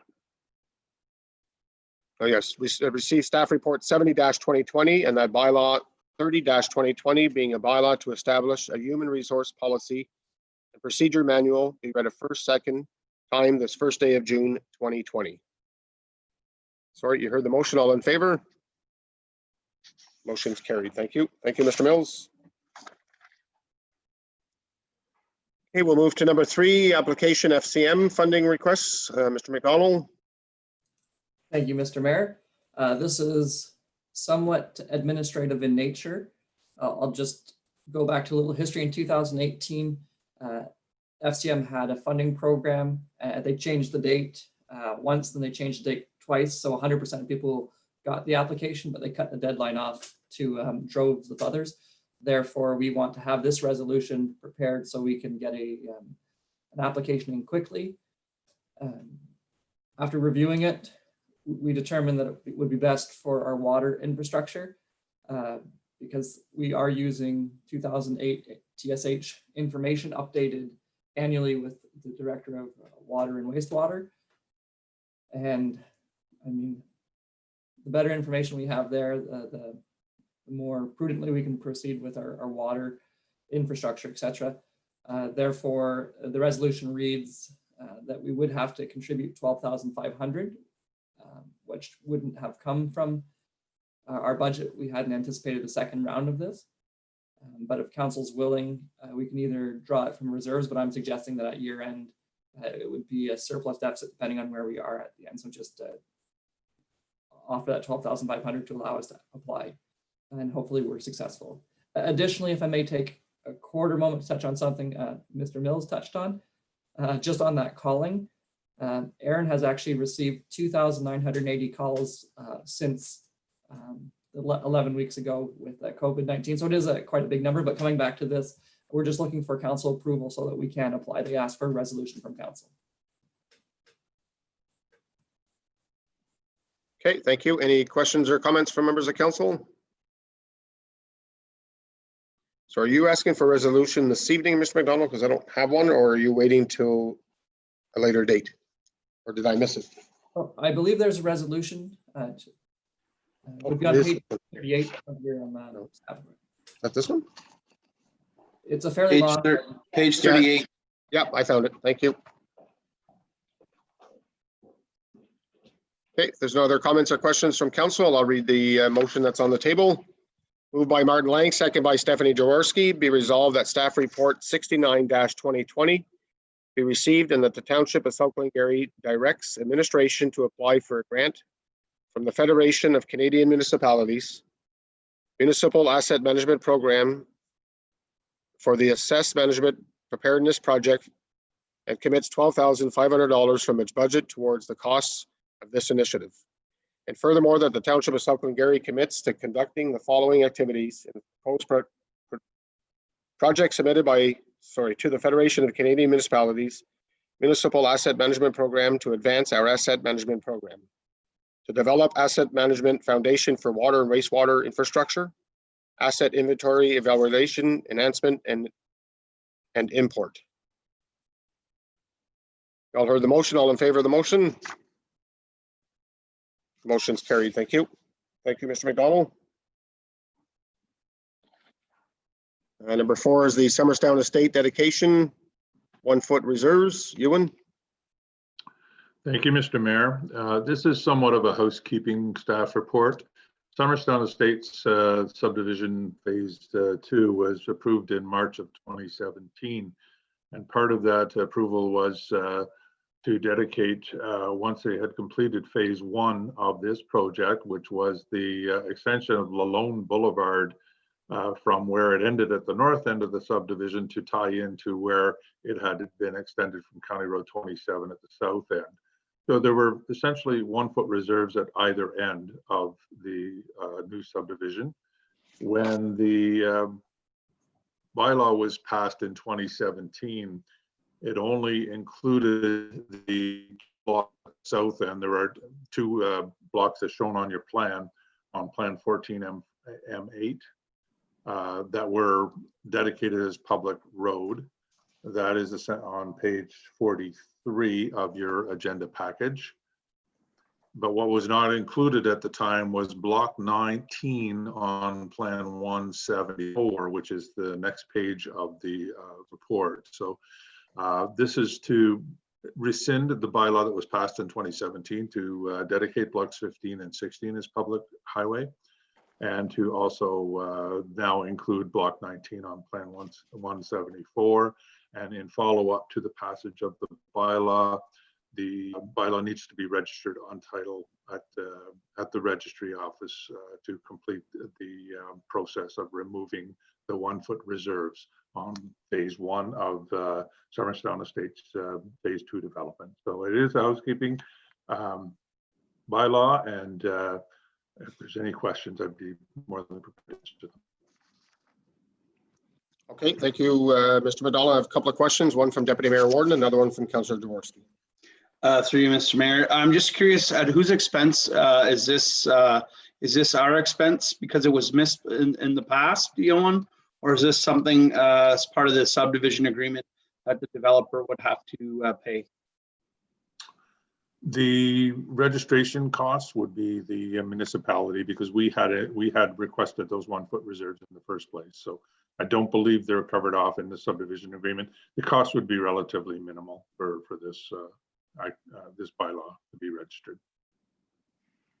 Thank you. Okay, thank you, Councillor Jaworski. Thank you, through you, Mr. Mayor. Thank you, Mr. McDonald. My question is, Joe, what was the purpose of these 1 foot reserves? I think I understand the ones that are from Jason to County Road 27, but the 1 foot ones that are on Lalonde, what was their purpose? Well, whenever a development, through you, Mr. Mayor, sorry, whenever a development, a subdivision agreement occurs, typically 1 foot reserves are used to, at the end of a public roadway, to restrict any further development without and any further applications for building permits. You need to have public road frontage for a building permit. So this is a way that the municipalities can protect themselves from by creating these 1-foot reserves that need to be dedicated as public highway at some point in the future, once the subdivision has been constructed to the standards we accept. Okay, thank you. Okay, Deputy Mayor Warden. Thank you for the subsequent. So we're removing it on the north side as well as the south side, Yoan. I just want to make sure I'm correct on Lalone Boulevard. That is correct. So what's the purpose for it on the north side? Because that could potentially allow somebody to continue building there, or is what's the purpose of it being removed on the north side? Through you, Mr. Mayor, this is just the north side of phase 2. Phase 1 was constructed Lalone Boulevard. This is actually the south end of Lalone Boulevard, tying into where the developer Malians bought that section. So it's not the very north end of Lalone Boulevard. It's where the first phase of Lalone Boulevard meets the Malian subdivision. Okay, so we're not doing the north one. I had a hard time reading the number. So it's just the south one to permit. Technically, the road that's there shouldn't be there because of that 1-foot reserve. What was missed when we did the bylaw in 2017 was that block 19. Okay, perfect. Thank you. Sorry, thanks. Okay, thank you. Any other questions or comments from members of council? Not seeing it. I have a motion moved by Sam McDonnell, second by Lyle Warden.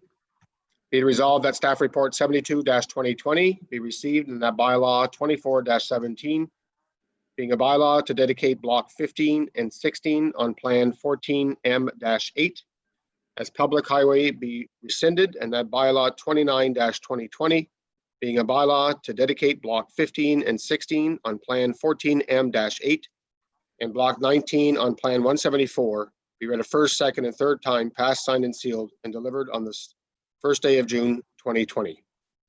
You heard the motion. All in favor of the motion? Motion's carried. Thank you.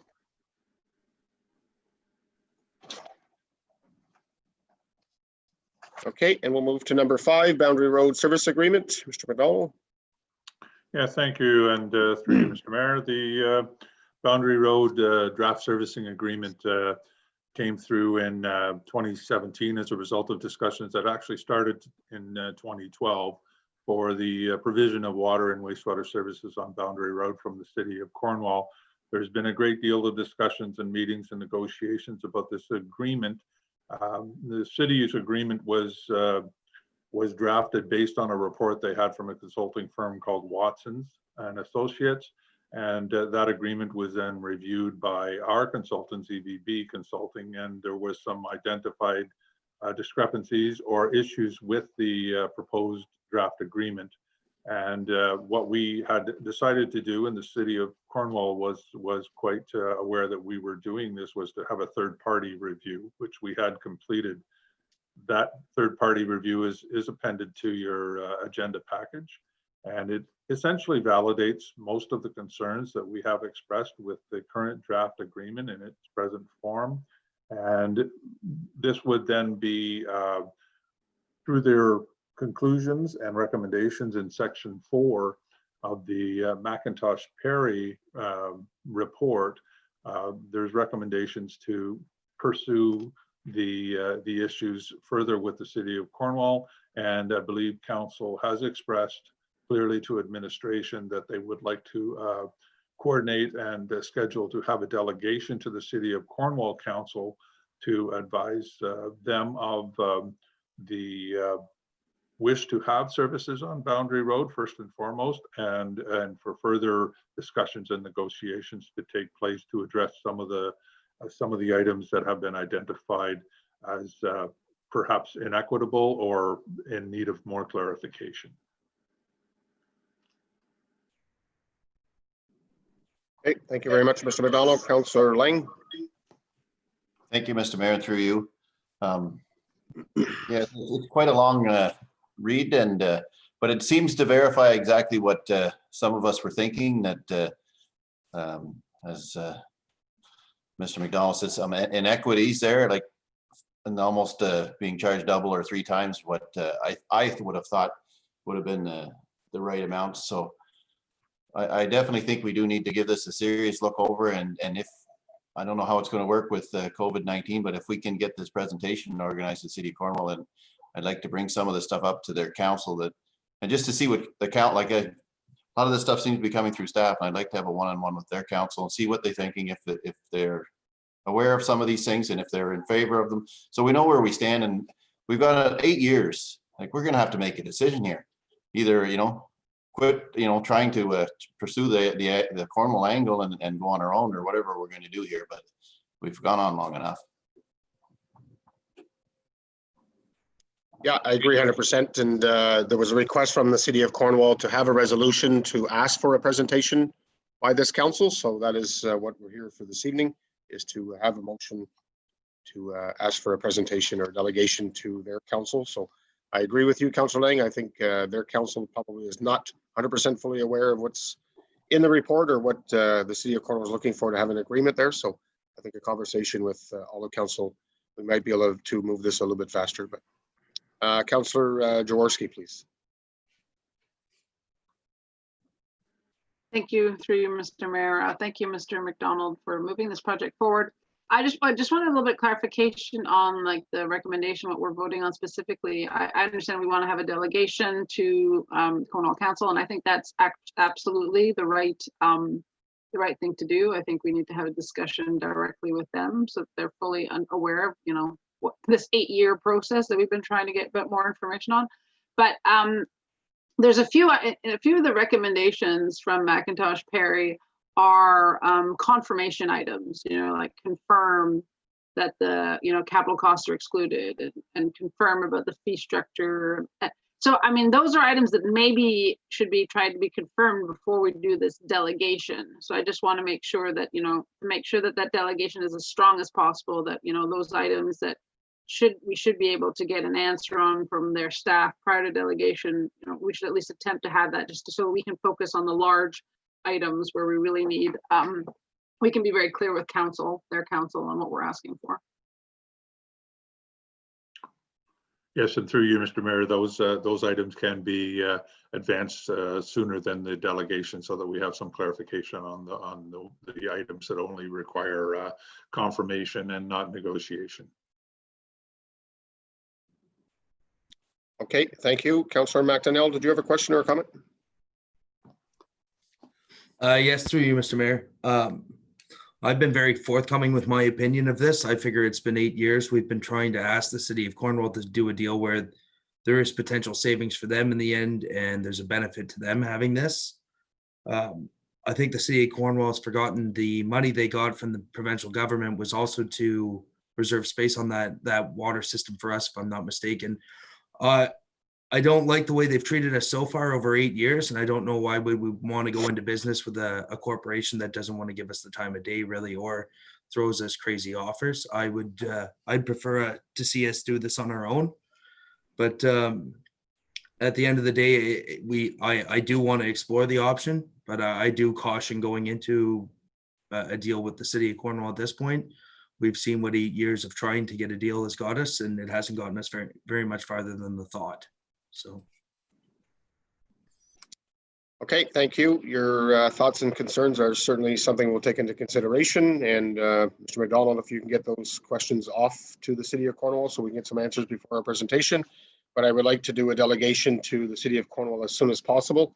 I don't want to wait till September, October, November. We can do this in July. Excuse me, I would be greatly appreciated. So maybe put a request in for one of their July meetings if we can, and try and get responses back from the city in regards to the questions that were asked tonight. Thank you, Mr. Mayor. We'll follow up. Okay, appreciate it. Thank you. I have a motion moved by Stephanie Jaworski, second by Martin Lang.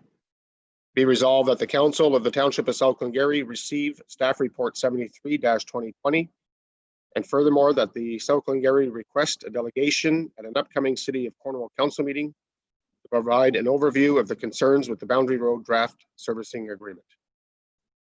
You heard the motion. All in favor? I don't see Deputy Mayor Warden. Is he? Oh, yes, he did. So my apologies, Mr. Warden. Again, all in favor of the motion? Sorry.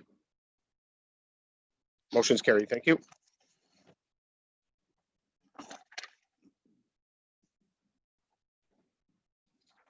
Okay, we'll move to other business. Notice of motion, provincially significant wetlands. Deputy Mayor Warden, you requested that. I do have a motion. Is that you're right? But we have a motion to support. Is that what the request you wanted?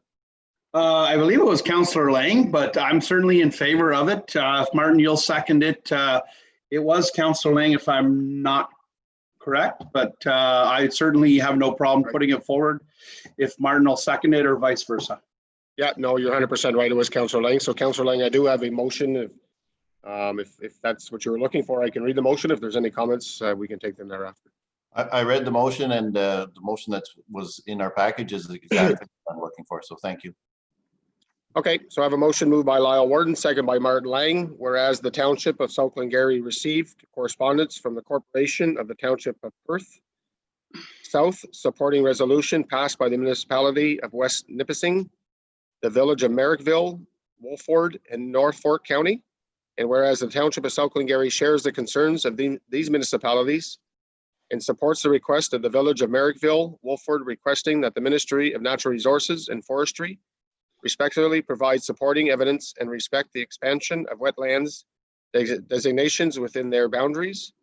And now therefore it be resolved that the Council of the Township of South Glengarry calls upon the Ministry of Natural Resources and Forestry to respectively review its practices and procedures to include a requirement to provide supporting evidence to impacted municipalities when designating provincially significant wetlands with their boundaries, and be it further resolved that a copy of this resolution be forwarded to the Premier of Ontario, the Minister of Natural Resources and Forestry, and the Minister of Municipal Affairs and Housing, and to the Roma and all Ontario municipalities.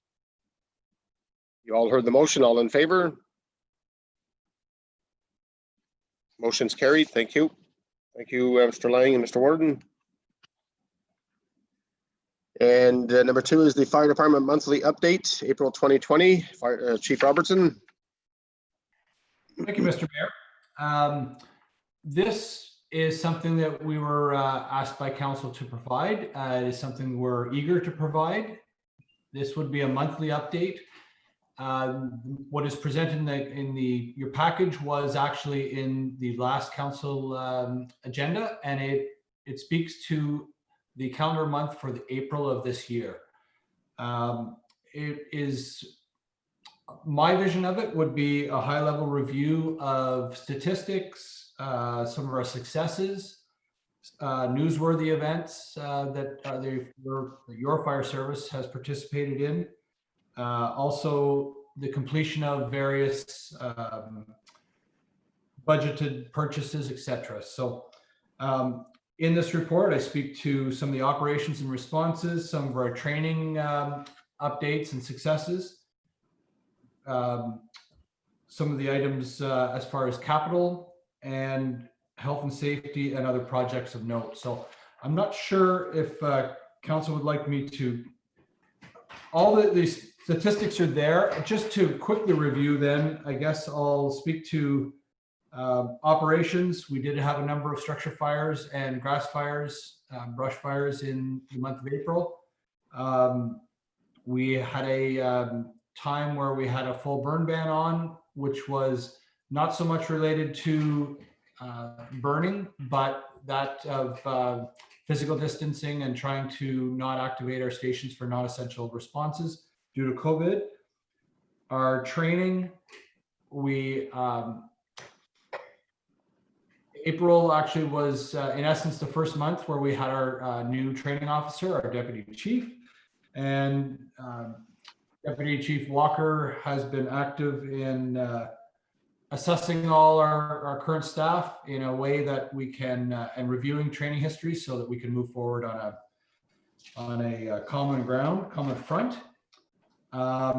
We at the month of April, we had ordered our new replacement pumper truck to be placed into the Lancaster station. Our fire helmet capital purchase was, the helmets were received, and we're being prepared for dispersal. We're doing a lot of work through health and safety. Deputy Chief Walker is also spearheading the health and safety committee, both with the fire service and also on the municipal health and safety committee. So bring a lot of previous knowledge and experience to that. And we were just in the initial stages of implementing the Emily project in Farm 911 for additional rural civic addressing. So these are all topics. The only issue with talking about the past is we can't, as part of the review, can't speak to some of the successes that have happened since the month of April. But I know council is well aware of some of those, but those will be in subsequent monthly reviews. So any questions? Thank you very much. Sorry, thank you very much for your report. Any comments or questions from members of council? Deputy Mayor Warden? Yeah, through you, Mr. Mayor. Chief, I apologize I didn't get a chance to call you back today.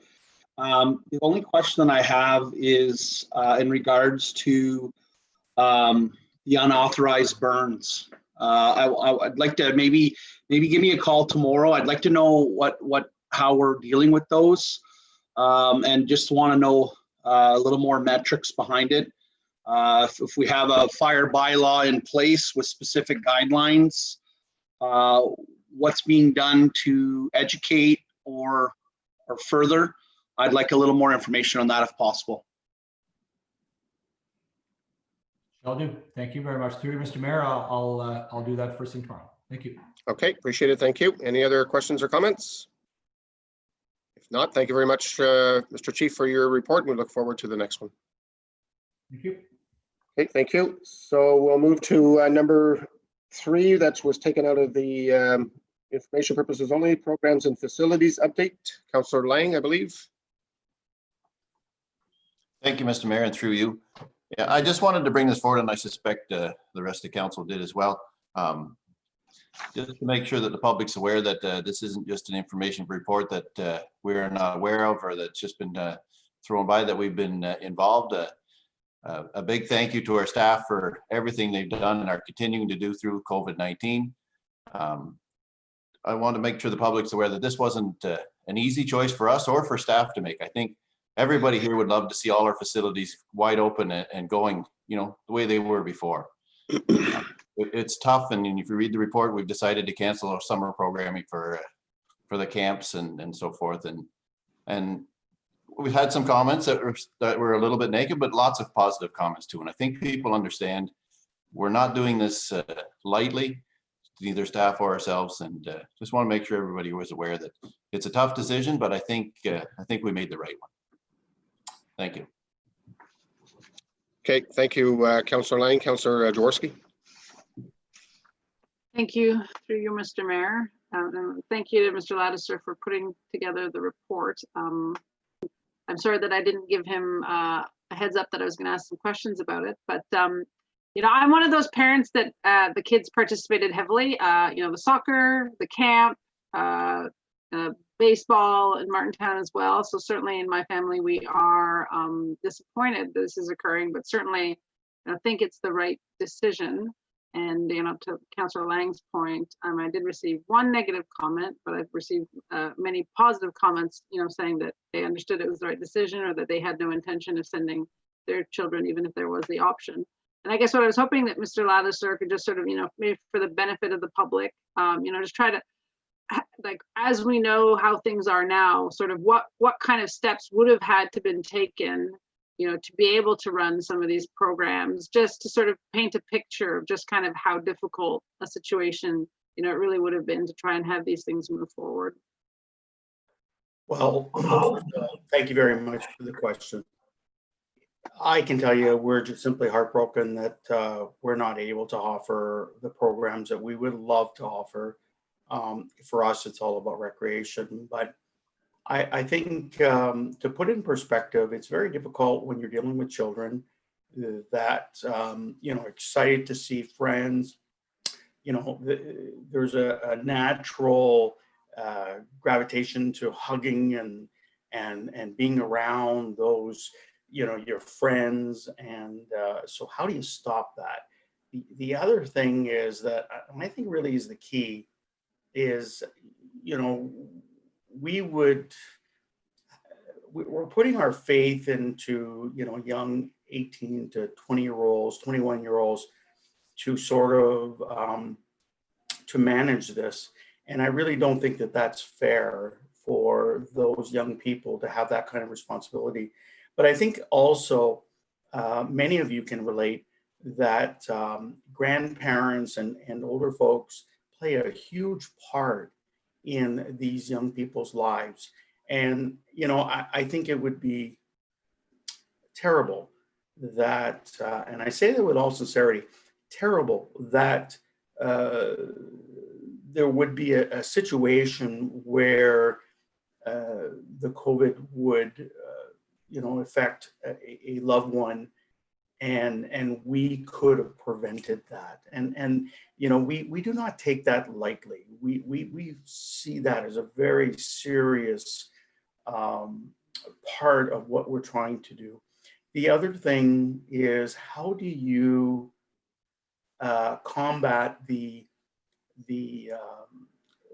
moment you walk into a facility, say such as Paul Rosso facility, the moment you walk in there, you've already compromised the whole facility, because you have this responsibility to wipe everything down and to make sure that everything's sanitized. I think, as much as I would love to see, programs going forward, that's what we're about. I just don't think the risk is worth it at this point. And I think we're going to see more and more of that. I think the school system, I think, sports, minor hockey, I'm very leery about what's going to happen in the next couple of months. I can't project. I don't have that crystal ball, but I'm very apprehensive about what's going to happen. And I think we're doing the right thing. And I hope I answered your question.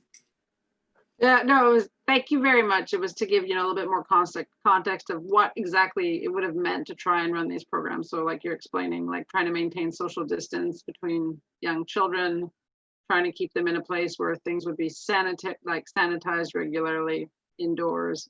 And that we're having, young adults who are running these programs having to have all that responsibility. That it's hard to see it as being a workable program. So thank you for the additional detail. Yeah, you're welcome. And I'd like to add just one other thing too, that, in terms of the organization, I think that there'd be a number of parents, rightfully so, would probably choose to opt out. So there's a whole organizational portion of this that needs to be in consideration, that, once you organize it, then all of a sudden, how do you keep up with the numbers? And then maybe the government is going to legislate the numbers. Maybe it would be a 3-on-3. It's far greater than what people can maybe conceptualize, but I really believe it's the right decision. And I think that there are many other municipalities that are going to follow our lead. Thank you. Thank you. Okay, thank you. I do definitely agree with Councillor Lang and Councillor Jaworski and Mr. Ladisser in respect that it was a very difficult decision to make, but I think we have to be responsible and take some responsibility in making sure that our residents and the children and our seniors that are safe in our communities. And I think it's a decision that we didn't take lightly. It was a decision that had to be done, and for the safety of all our residents in South Glengarry. So unfortunately, that's the way it's going to be throughout the summer months, and we'll have to wait and see what the fall is going to bring in regards to minor hockey and the fall activities. But thank you, Mr. Ladisser. Okay, so number 5 is the Notice of Ontario Energy Board notice to Enbridge gas customers. Deputy Mayor Warden. Yeah, through you, Mr. Mayor. I'm not sure if all of council read this. And basically what it is they're applying to the Ontario Energy Board and Enbridge Gas, which is now combined, the two companies, I forget the other one's name, to basically give them the opportunity to expand out further and have the new users pay 23 cents per cubic meter to help cover the cost of that project. Now, I just did a quick, I connected on this house I'm at last year onto natural gas. And I'm going to say potentially I use 2,000 square meters of gas. I keep my house warm and it's older. So I would imagine newer homes would consume quite a bit less. But that total amounted to $460. My previous winter being on propane, I burned that the month of December. So I don't know if it's possible. Could we send a letter of support on behalf of the municipality to support Enbridge in this? I think, yes, it's going to cost new users potentially, $400 a year. But I can tell you from being previously in the oil business and delivering propane, the cost savings are going to be a lot more than what being on electricity or oil or propane would be.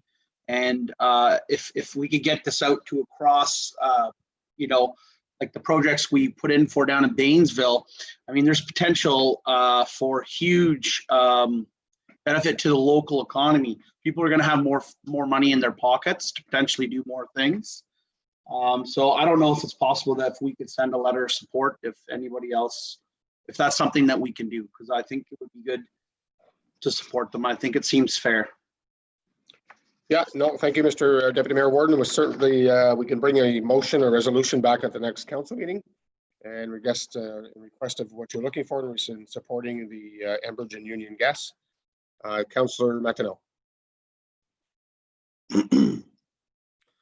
Through you, Mr. Mayor, I guess just a comment on this. I believe this, if I'm not mistaken, this would be the same program that was done in the past. The new provincial government had brought that in when they were first elected for that very point, Deputy Mayor.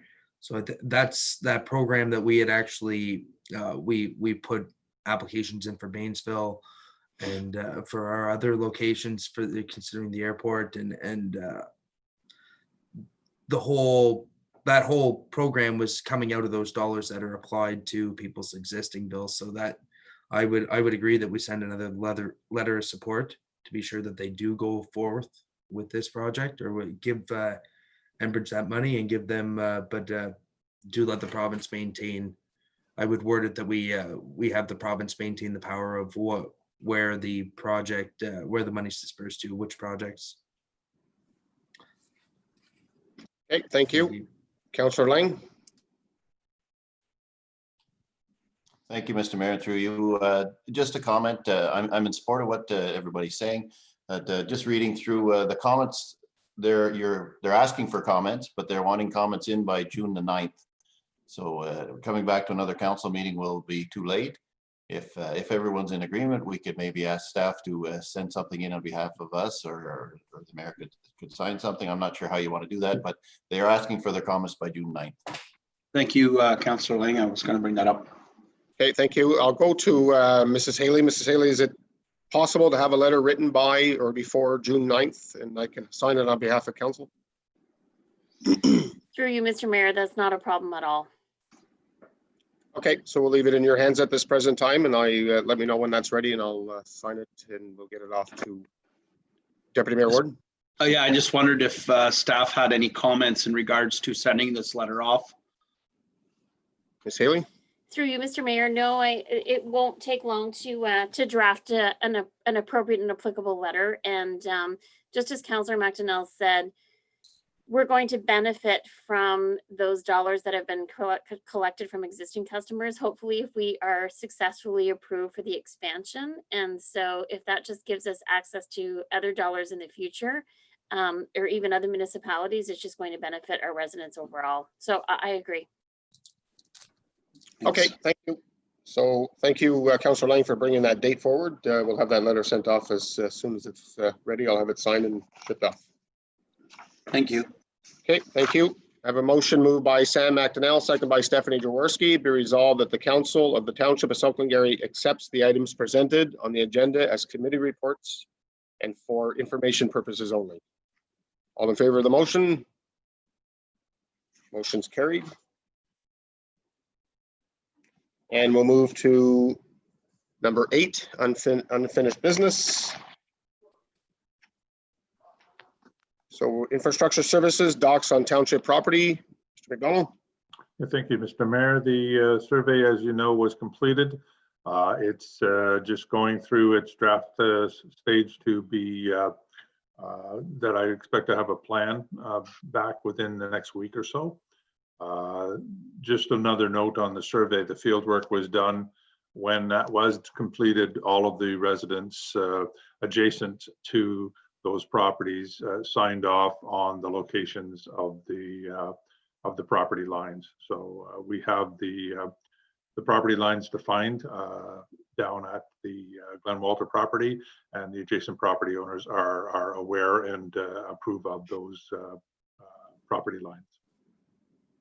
Okay, thank you. We look forward to seeing the final property lines, I guess, and getting this move forward as fast as possible. Number 2 is fire protection ponds. There's been no further work on the fire protection ponds in the last couple of weeks. We'll be looking. I did talk to Chief Robertson. We've got a bit of a game plan to work together on it, and hopefully we'll be able to advance this through the next month or two.